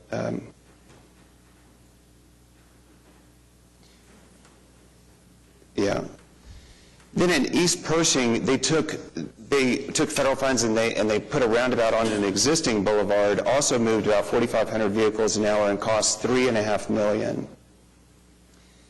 What's interesting about that is that the Federal Highway Administration granted them a categorical exclusion, so they ruled they didn't need an EA or an EIS. Can you go to the next slide? People have spoken with the Federal Highway Administration about our particular situation, and people from the Federal Highway Administration have indicated to them that in terms of noise, historic, land use, and hazardous waste, we would not need to study any more of this in terms of environmental impact were we to go to an at-grade alternative. Next. And then I would just echo what's just study everything, combinations of slip lanes, roundabouts, double roundabouts, synchronized traffic intersections, or some combination of any or all of them together. I think this is one thing that I would like studied. This is a slip lane in which you can enter these bifurcating ramps off of Western. You can enter the boulevard going one way, but not the other way. So on each side, you can exit one way and you can enter on one side. It's not ideal. It's not like a four-way intersection, but you don't have to have a signalized intersection, and it allows some increased access and may be a solution for Western. Next slide. Yeah. Just a second. I think this is a great example of what we talked about, a compromise of things that are going. Because if you do that, there's a couple of things that are going to happen. One, you're adding 2 traffic signals. I'm not saying that's acceptable or not acceptable, but they'll certainly have an impact on the functionality. You're also not bringing Western all the way through. Good idea, bad idea, I don't know. I would guess some people that have businesses out there may have an opinion on that. And the same thing with Reno, not going through their slip lanes to go along. I'm not saying that won't work. I'm just saying that there's compromises and there's pros and cons as you go forward. This is a concept that I believe is worth studying. Yeah. And but it's clearly a compromise as you go through there as to what you're doing based upon accessibility and functionality and everything else. That's all right. I have no idea if it would work. I'm asking for the same thing. Just to study all at grade. But I think that's a really good example of it. It illustrates some of the pros and cons of impacts that would happen in the area and how it would affect different aspects of it. Next slide. And this is just another example of combining a small roundabout with slip lanes and one signalized intersection. So that's I think I've covered it. To cover all at-grade alternatives. And we agree that's something that we'd like to move forward on. Thank you.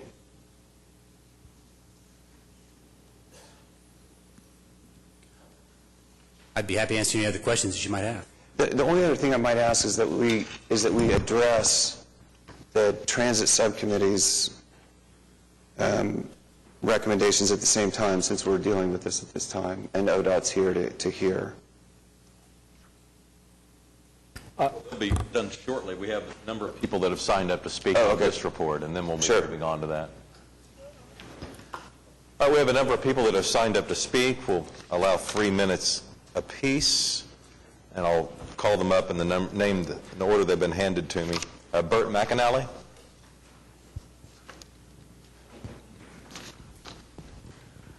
Good afternoon, or I guess it's still morning. Good morning, Burt. We'll need your name and address for the record, please. I'm Burt McAnally, 1709 Dorchester Place. I have a business at 311 South Klein. I'm the owner of the underutilized farmers market. Couple of things. I'm not an engineer. I have no solutions. I come to you with what I see as a potential problem, perpetuation of a pre-existing problem. Anytime you have elevated roadways or boulevards, there's, I think, urban blight associated with that. If you doubt me, go drive up and down where I-40 used to be. Tell me what you see. That effectively cut that section of Oklahoma City from I-40 south to the river off from the rest of Oklahoma City. We have an excellent opportunity right now in Oklahoma City. We're on the map. We've got a wonderful basketball team. We've done great, wonderful things with maps. We've beautified downtown. We've made it more conducive to people, for people to move back to the core of the city, fill in that donut that so often happens in large cities. We need to think not for the next 5 or 10 years, but we need to think for the future.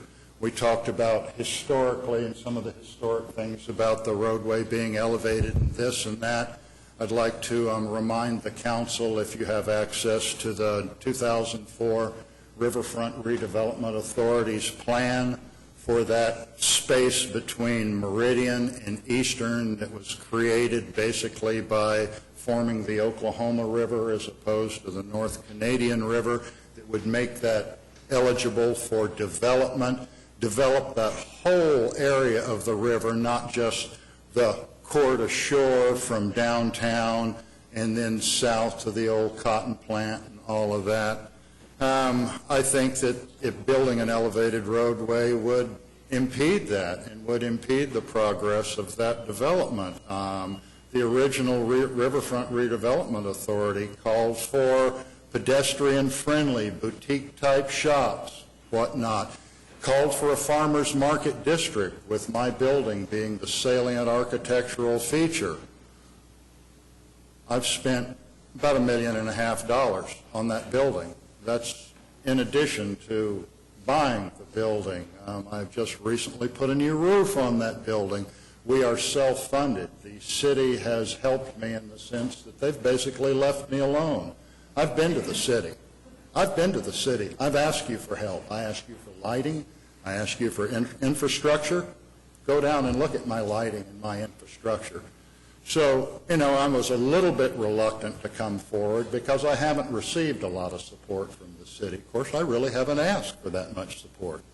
What I would encourage and urge this council to do and the city of Oklahoma City to do is explore all of the options and look at it from a perspective of not only today, but 5, 10, 15, 20 years from now. My business, unlike a lot of businesses... I need you to wrap it up soon. Okay, my business, unlike a lot of businesses, is destination-oriented. And this doesn't affect my business. It affects my property values and my neighbor's property values. So, in summation, I would just urge you to all look at all of the opportunities and all of the options and take some time out of your day, come down to the farmers market on the 13th for the town hall meeting. Thank you very much.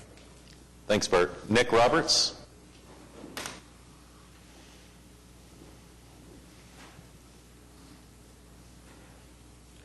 Morning, Mayor, Council, citizens. My name is Nick Roberts, 528 Waterview Road. I want to begin with the question of what is public life in Oklahoma City? What is the realm? Where is the realm that it exists? For example, where are you most likely to see me on the street, or where are you most likely to see the person sitting next to you on the street? In a city that does not have sidewalks uniformly anywhere, the answer is nowhere. The answer is that we don't have public life, and there is not really much of a public realm in Oklahoma City, but we're trying to get there. We've identified the problem for the last 20 years or so, and we've been expeditiously working to solve the problem of walkability, to solve the problem of sense of place, and this boulevard was promised to us, probably more rhetorically than factually now that we realize, but this boulevard was promised to us as a panacea of sorts for what ails our city in terms of sense of place. We were promised this boulevard that would be a postcard opportunity that would sell our city visually, experientially, and in other terms. And what we're being promised is something that downgrades that hope. What we're being promised is something that has virtually no opportunity for private development due to the park, due to the Chesapeake Arena, due to the convention center. So in addition to those public projects, aside from the intersection with Walker, I would ask you guys, where is the private market supposed to create a public realm? Where are we going to create economic development along this boulevard as it's planned? However, if you extend the at-grade portion west to Western and you take advantage of what's happening around Film Row with developers like Chip Fudge, who's invested millions and millions into those old buildings in Film Row, suggesting that if the boulevard is at grade, as he hopes it will be, that the southwest side of downtown could be that next hotspot. I think that's very viable. Also, if you guys drive down Southwest 3rd between Walker and Western, you'll notice a potentially fully intact historic district, blocks long, all along Southwest 3rd with tremendous potential, and then go past the farmers market, which again, tremendous potential, up Klein Avenue. You'll notice again, Klein Avenue is bounded on both sides by a surprisingly intact street wall with old buildings that have excellent potential for being renovated. The city is currently putting out an RFP for the old city jail. The Fred Jones factory is going to be rehabilitated eventually. OCU Law was going to do it, but they decided to go Midtown instead. However, they're still seeking out tenants to buy that building. I believe that the GOLT bond includes funding for Classen Boulevard to be reconstructed between 16th Street and Sheridan, although I'm a bit fuzzy on that. And Western Avenue's gridlock, to me, is the best possible, is the best potential place to develop downtown retail. One of the problems that we've encountered with downtown retail, aside from lacking rooftops in the area, is that we lack traffic counts. That's not a problem along Western Avenue, and that would not be a problem along the boulevard. And I think that you guys really have to look at, on the face, what the Friends for a Better Boulevard is proposing, and that is not just the roundabout, but also what's inside the roundabout, what would be developed around the roundabout, with inside the roundabout being a potential archway, something iconic, a gateway element of sorts to welcome people. Nick, I need you to wrap it up. Mm-hmm.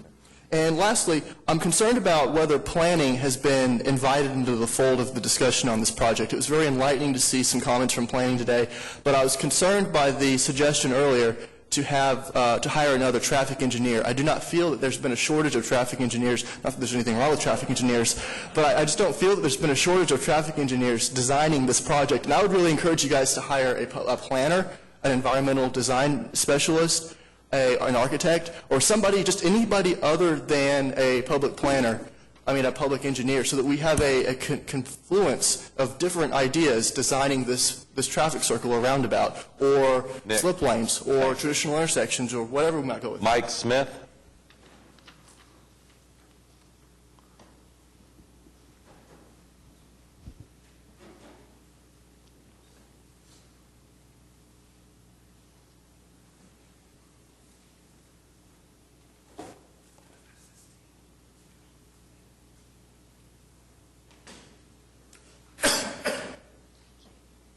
My name is Mike Smith, 1207 Southwest 2nd Street. It's across the street from the farmer's market. And I own several pieces of property in that area. I restored one at Maine and Pennsylvania. The copper thieves went in there and stole everything out of it. You can't maintain anything in that area. And when you have a overpass, it's going to be deteriorated. pigeons are going to take over first, then the homeless people. It doesn't work. I lived in Milwaukee and I lived in Chicago. Every time you see an overpass, it's a disaster.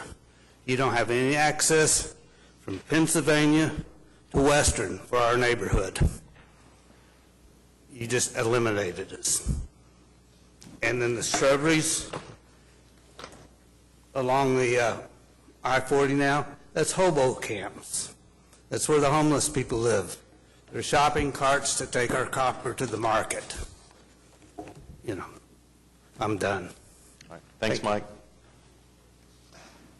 Andrew Stewart.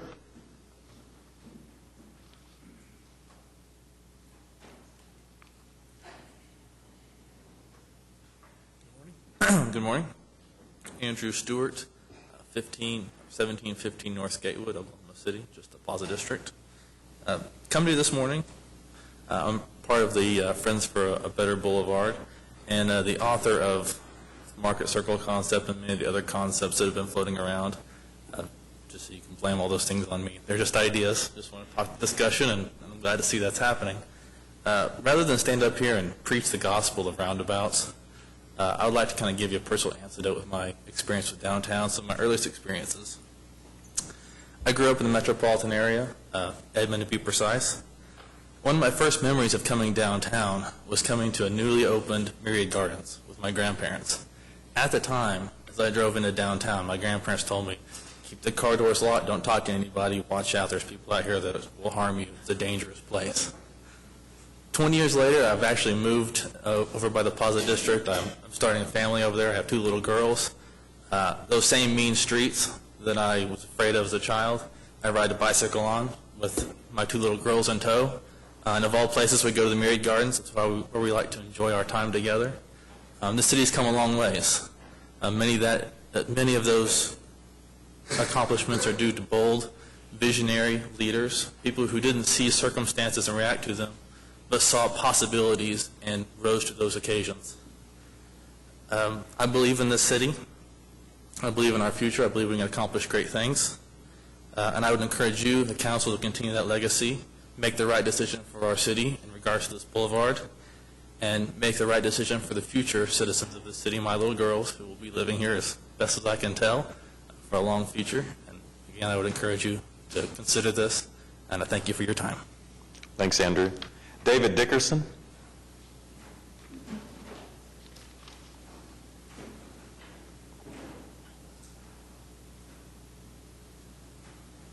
Good morning. David Dickerson, 18033 Cristobal Boulevard. It's actually Edmond, but it's really Ward 8, so one of those people. I'm probably the least likely person you might expect to come down here and talk about this street in the middle of downtown, but the reason I got involved with this group is that it's opportunity or opportunity lost. And what would we be talking about 20 years? The things that I've seen in the city, I'm a 10-year resident here. It's just been phenomenal, the changes that has been done, in no small part to what you guys have done up here. So it's a really cool place to live now. The Core to Shore vision is really a great idea and a nice concept. And I'm one of those people that would probably come live there. But if you build this elevated freeway, you're going to inhibit the growth to the western end of that. And I don't want that in my backyard. So what you might be doing by inhibiting the growth in that western portion is actually limiting what you can do in the Core to Shore, as a matter of fact. So all I would say is that take the time. I mean, you guys have talked about taking the time to do it right. 2014 is not a hard and fast deadline. Take the time and do things right again. You know, it's not a big deal. I mean, I think most citizens like me would support that. You know, 2014, traffic will be okay. We can figure out how to drive around downtown. So that's about it. All right. Thanks, David. Dave Filkins.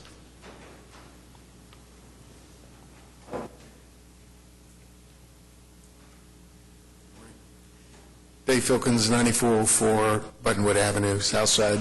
I have the Beatniks Cafe, and I've met many of you there. Thank you for coming. I'm here today simply to say, kind of be a cheerleader for what you guys are doing. I know you struggle when we're talking about we're going to have to compromise. I'm here today because the people who come through the cafe have taught me more things than I could have ever imagined about different viewpoints. And I think that, I think you mentioned that we're going to have to compromise, but that's really not a bad thing if, in the process of compromising, all these great ideas are put together and we boil those down and come up with the best ideas of those. Our city has made such great strides, and I'm one of the biggest cheerleaders for our town. I have lots of visitors come through, and we're able to point out so many of those things. We'll have somebody come in and he'll complain about things that are happening. I said, don't complain. This is the best thing that could happen. We're making great improvements, and I thank you for what you're doing. And I really hope that with the recent things that have been brought up and the questions about which direction to go, that you will pool this great resource of minds that we have and continue to dig into this a little bit, because I think it's a potentially very critical point of decision about where we go from here. And I have every confidence, based on what we've done the past 10 or 15 years, that you're going to make a great decision. But I think this part of the boulevard is going to be very critical. And my input from customers and people that come to the cafe is many people were not expecting a raised section of that boulevard to go through. So please carefully consider what the options are, and I'm confident that the decision will, depending on the cost, will be the best decision based upon what the return is going to be for our city. Thank you.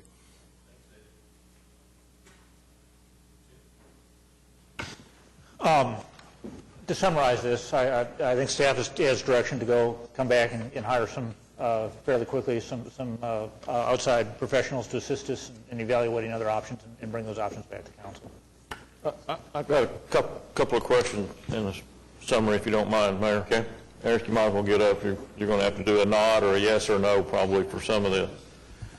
Has the decision already been made to bring the east section down quick enough to get to Oklahoma and be able to get underneath the bridge? Yes. Okay, so that's moving forward, and we're dealing with trying to get the easement through for Oklahoma.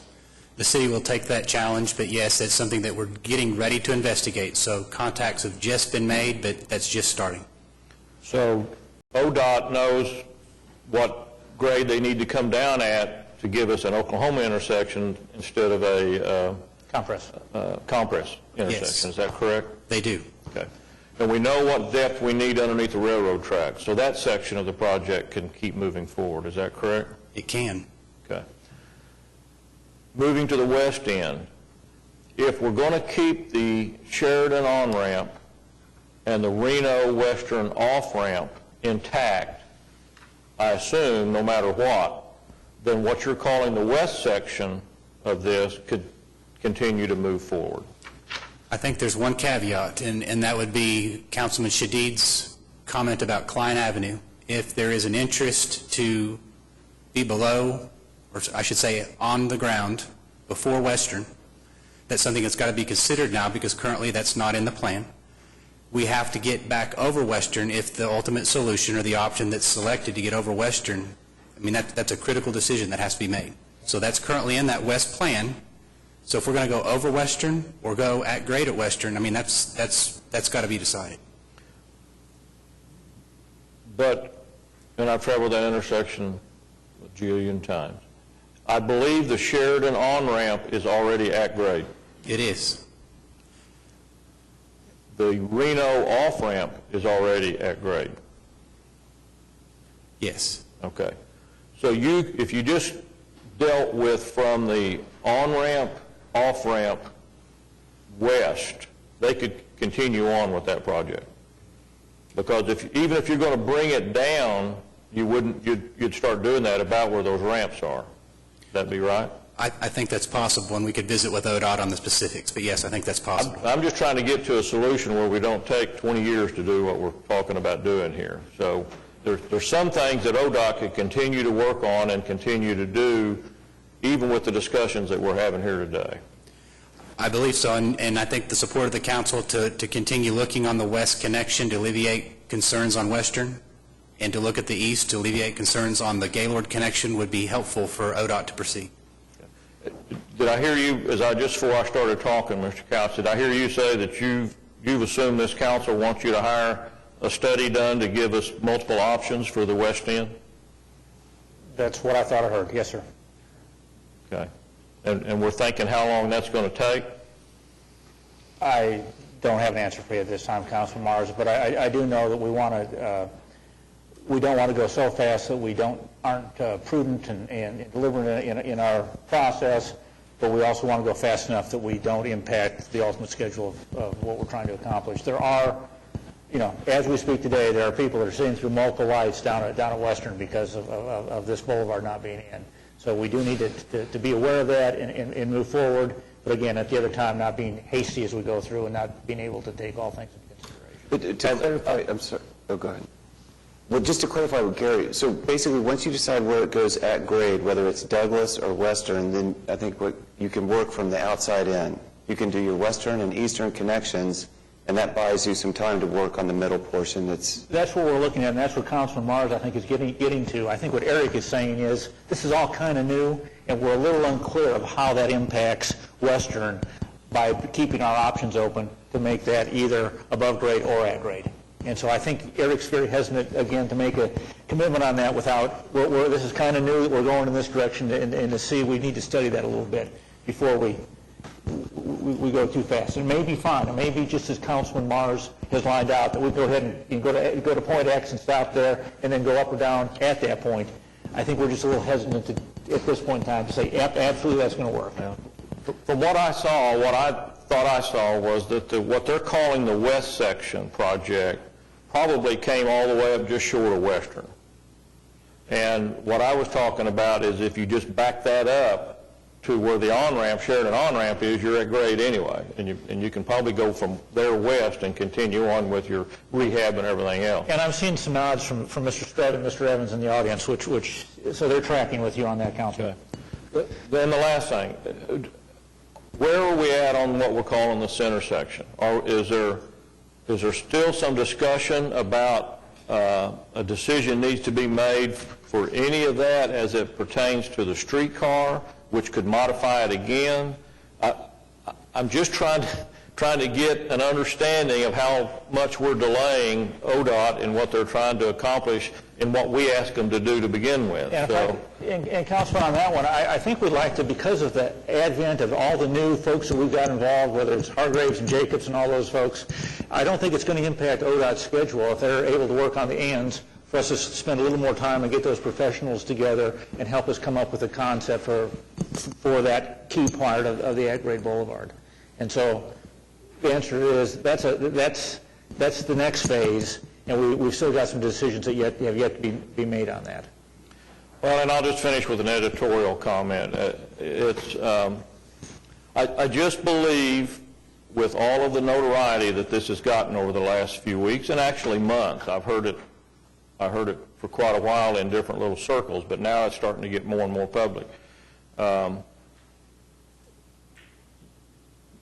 Traffic engineers, as the chuckle went through the audience a while ago, and specifically ODOT, are not the enemy in this thing. They are doing exactly what we've asked them to do.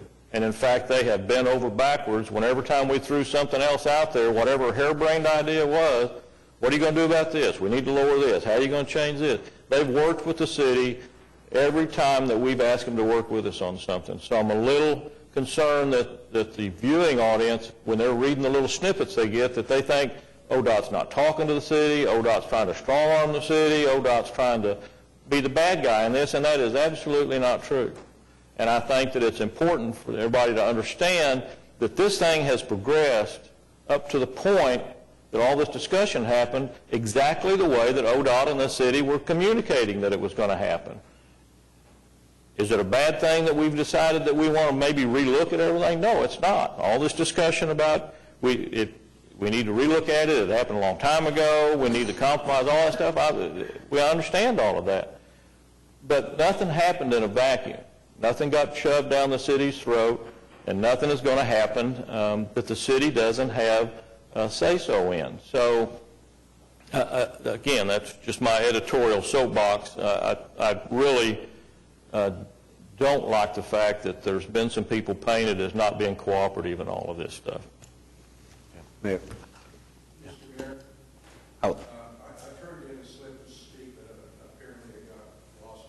Now, you asked to speak under citizens to be heard, which we haven't reached yet.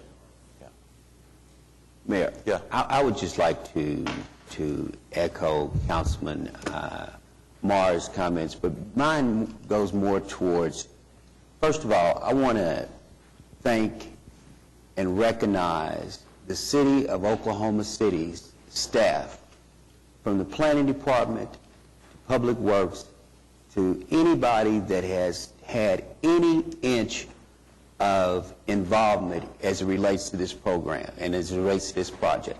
And I think to some degree it's kind of disingenuous for some people to come before and basically throw them up under the bus. And I personally want to let everybody know that every question that I have asked, every comment, every editorial that I have showed them, they have taken the time to meet, to discuss, to share in reference to what they have received, in reference to what ODOT, and in reference to what the historical beginning of this project was started with. And I think sometimes, this whole concept about the different plans has been taken in a way that our staff have not been attentive to those concerns of individuals, and I don't think that's true. And so I just want to thank staff, first of all, for the level of engagement that you all have provided in educating members of this council on a one-on-one basis, on a group basis. And, as we look at this, the totality of this program, the totality of this project, it's not like it's the first time the City of Oklahoma City has taken on a major, major endeavor that created change. And then you look back in history, and true enough, there's been some major endeavors that we have taken on that we've made some mistakes that, people will admit that if I had to do it all over again, I would do something different. And so all those things have to be taken into consideration. But the one thing I think we have to be mindful of is that none of us have a pure crystal ball to predict and give an accurate determination of what's going to happen 30 years from now, 40 years from now. But at the same time, we are mindful of what we can create today and hope that it grows into something bigger and greater 30 and 40 years from now. And so to that extent, I mean, we all got to do this to get along with each other. I don't want anybody to think that this is a division and enemies over here and supporters over here, because that's not the way we want to do this. And it's not what I'm involved in it for. But I think that one thing we're going to have to be mindful of, and at some point in time, none of us are going to be satisfied 100%. I mean, and you can battle with consultants all day long. You can battle with engineers all day long. And you can battle with people who write all day long. And you're going to ultimately have some different opinions and different views. And so probably the most important word that's been mentioned through this whole debate and this whole conversation today is what Councilman Ryan said, and that is, we're going to have to sit down and compromise. And so I just want everyone to know that I think that this is a time that we need to start looking at ourselves in reference to saying that we are willing to sit down and be peaceful with each other in reference to our conversations and in reference to the future of Oklahoma City as it relates to this major endeavor, and stop, this conversation about, they didn't tell us this, and staff is not being, communicating to council. There was several comments that came out said that, we were just being blindsided, that, this train was running down the tracks and staff wasn't, the council didn't have a clue where it was going and how fast it was going. And that's not true. So I just wanted to say that, and thank you. Mr. Mayor, I do believe I need to make a disclosure before we go any further. I am a licensed professional engineer in the state of Oklahoma. And That being said, I was not involved in any of the workshop meetings, although Eric and Dennis were, who are engineers that did have people put in, but also was Russell Klaus and his staff, who we had five different planning people that were involved with the workshops with ODOT on the process, as well as guest appearances by Mayor Cornett throughout the process that have been there. So there have been engineers involved, but it has not been totally an engineer-driven process as we've gone forward. Could I just have Eric, if you would, in conjunction with what Skip said and in conjunction with what Chief Mars said, when we started this, about where we are right now, if I remember correctly now, I just want to put this in perspective for myself, there were 5 construction projects involved in this project that we envisioned. Yes, ODOT has 5. 5, okay? And one of the projects was the east end, which was the I-35 into Bricktown, I'm going to call it a contract. Yes. And that project is going on right now, and there doesn't seem to be a whole lot of discussion over that, the way it's going, that can move ahead and be done. The plans aren't complete on that yet. We're still finishing them. But there's not very little debate over some of the details. I haven't heard any today. Okay. The second portion of that contract was from Bricktown or from Oklahoma through downtown, where it's at grade portion, and that's another piece of the puzzle. And there's work going on to try to tie in and put that into perspective of what that will actually look like. Yes. Okay. Then the third, as we continue west, is the elevated portion. If it's elevated, the elevated portion from roughly Walker into the Western Avenue area, and that elevated area right there.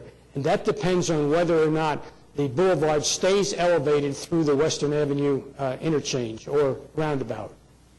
Yes. And then the roundabout is a solution to get that particular portion of the boulevard done. The roundabout's one perspective, and there are other options that Dr. Shadid put out there, and that's really an area that we need some help on to try to come up with what are we going to do there. We'd like to do that, yes. Okay. Then the far western portion, though, from say Western Avenue out to Pennsylvania, I heard some people say that they would like that at grade, whereas the current construction plans, if I've heard right, we're going to leave it as it is right now. Some of it would be at grade, but some of it would be elevated with the berms. The objective is to rehabilitate the existing roadway, which is already on a berm, but it'll be narrower. It won't be an interstate. It'll be a 4-lane median boulevard with potentially landscaping. But yes, it'll be on the same grade. It'll be on the berms, but it'll be modified. Now, with the consultant that we get in, would he or she look at that portion also of the puzzle? Or is that train already left the track? I don't know that there's questions to look at that right now. I don't know that there's a need to do that. So I didn't hear that today. Thank you very much for your time. Okay. Go ahead. I was going on the sales tax report. So I just want to say one last thing on process, and I'm not interested in throwing anybody under the bus or assigning blame. There's plenty of blame to go around for this notion that seemingly people were caught off guard. I mean, I start with myself. I could have asked for the plans, and it clearly would have been there. I could have asked for all this documentation. It clearly would have been there that this is all elevated. I didn't. But something seems to be wrong with the process where so many people are caught off guard. I talked to Ann Symank, who was involved in this for years. On Sunday, said she was completely caught off guard, had no idea that Western Class and Reno was going to be elevated. Basically, the entire council is on record as saying they didn't understand that Western Class and Reno was going to be above grade. The public is clearly caught off guard. I don't know what the answer is. I honestly don't. I'm just saying that I think that we need to look for solutions on how we can, obviously we can't know about every project, but this is a $100 million infrastructure project through the middle of downtown. And so ways that we can tweak the process to improve communication so we're not caught off guard. Thank you. Okay. All of the council was not caught off guard. I hate people to characterize all of the council as caught off guard. All of the council was. Well, everyone else other than you is on record, I believe. So. I'm not on record. I'd like to talk about sales tax. We had a really good sales tax collection in July, and They're very good. It's actually one of the better checks we've received in the history of Oklahoma City, so it's very solid. And hotel motel tax report is also through there, and that remains strong also as we go forward. Items E and F under city manager reports, there's two recommendations from the subcommittee from the modern streetcar. And instead of me trying to talk about that, I would ask that Jeff Beztek come up and talk about this, because he can probably, I don't want to mischaracterize anything that happened at the subcommittee. Well, thank you, City Manager Couch. This is regarding the OKC Boulevard and how it interacts with the streetcar. I was here a few months ago, I believe it was, or maybe it's a few weeks, it's all running together, regarding the Transit Subcommittee's concern on integration between the streetcar and the Santa Fe Transit Hub with the OKC Boulevard design. We're not advocating on the subcommittee that there be any slowdown to the east end of the I-40 project. We're not advocating for that at all. We're actually trying to speed up our process and get Jacobs hired so that we can give the council some prudent advice. The main concern that arose in the meeting a month or two ago was ODOT not being aware of the necessary bridge requirements. And as far as the bridge is concerned with the Santa Fe facility, I'd like to be in a position, they say they want to have their drawings done by the end of the year and go into bid letting. I'd like to be in the position, and the subcommittee would like to be in a position to come back to you and say that Jacobs has met with Poe and Associates, their subcontractor, and that our consultants are comfortable with the design. And if there are options on how that bridge should be designed, whether it should be, if the funds allow, or if it's not a big stretch, that the bridge just be built right from the get-go, or if that's not possible because of funds, that it be designed to be easily expanded. That's a critical issue. And then on the boulevard itself, the pedestrian connectivity, which I'm very heartened to hear that Jeff Speck has been hired through ODOT to advise us on that. But where those stops go and how the people between the Chesapeake Arena, the new convention center, and the Central Park get to the stop. You know, the subcommittee, I think, would feel very comfortable if there were more conversations about how those things are connected together. And at ODOT, with ODOT's presentations thus far, we haven't had Speck or anyone come advise us. So we would feel more comfortable coming back to you and say, yeah, it's a great plan, but we're not in a position to do that. And so having Speck involved, having Alan Zreet, our hub consultant, meet with Poe and Associates, get back to us on what our options are, would be critical. And then the final thing that I throw out there is, you know, Project 180 in a large sense has been a gift in that we know where utilities exactly are, and that certainly affects our cost effectiveness and our efficiency on the streetcar program. But in some ways it's a lost opportunity because the schedules wouldn't allow direct integration where we're pouring concrete around the rail.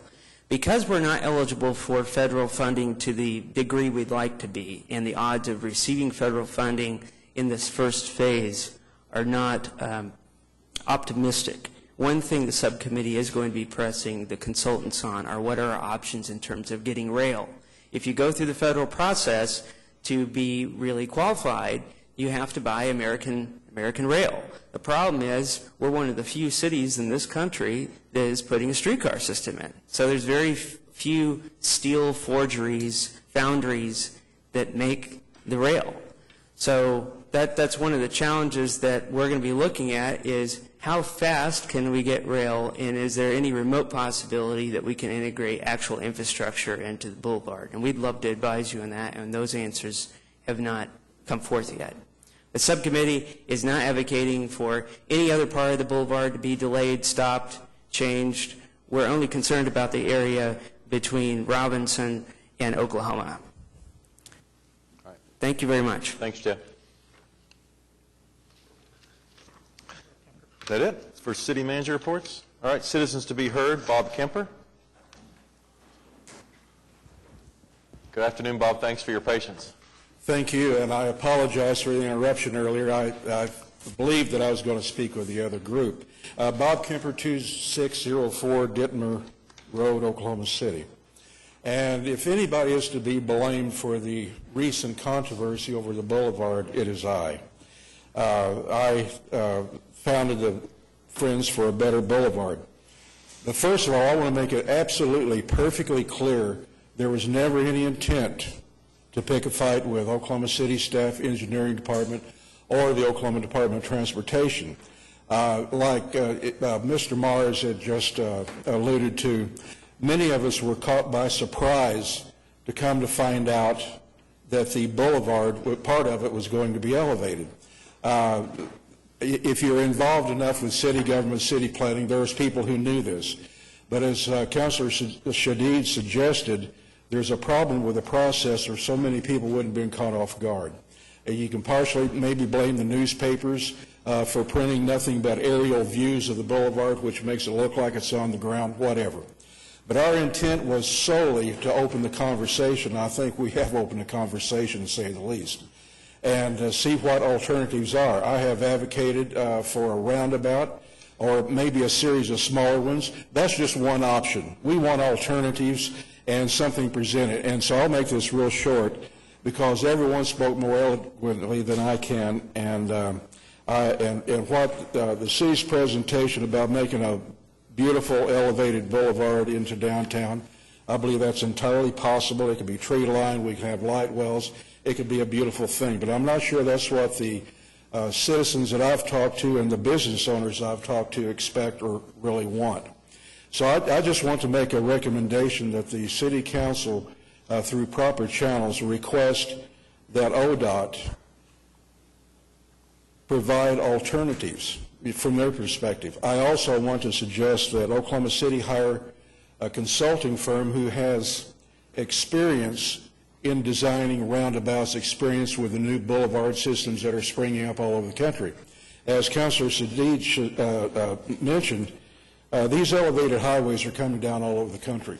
And I think one of the best examples that you can look at is a community called Carmel, Indiana. It's a suburb just north of Indianapolis. Carmel, Indiana has a population of 79,000 people. They have built, in the past few years, 60 roundabouts in Carmel. I talked to the mayor recently just to see what this is all about. They're going to build 15 more, at least 15 more. Their desire is to get rid of every signalized intersection in Carmel, Indiana, because the end result, one of the results has been that their average automobile insurance rates in Carmel has gone down by 10 to 15%, just because of fewer accidents. The Federal Highway Administration says a fatal... Bob, need you to kind of stop. Okay, I'll wrap it up. But anyway, this is a phenomenon that's happening all over the country. I think the concept of the elevated portion was viable in the late 90s. Yeah, I don't think it's no longer operable, and in the interest of the citizens and of the business owners in that community, I think you need to consider other options. Thank you very much. Thanks, Bob. Any other citizens to be heard? All right, we're adjourned. Thank you.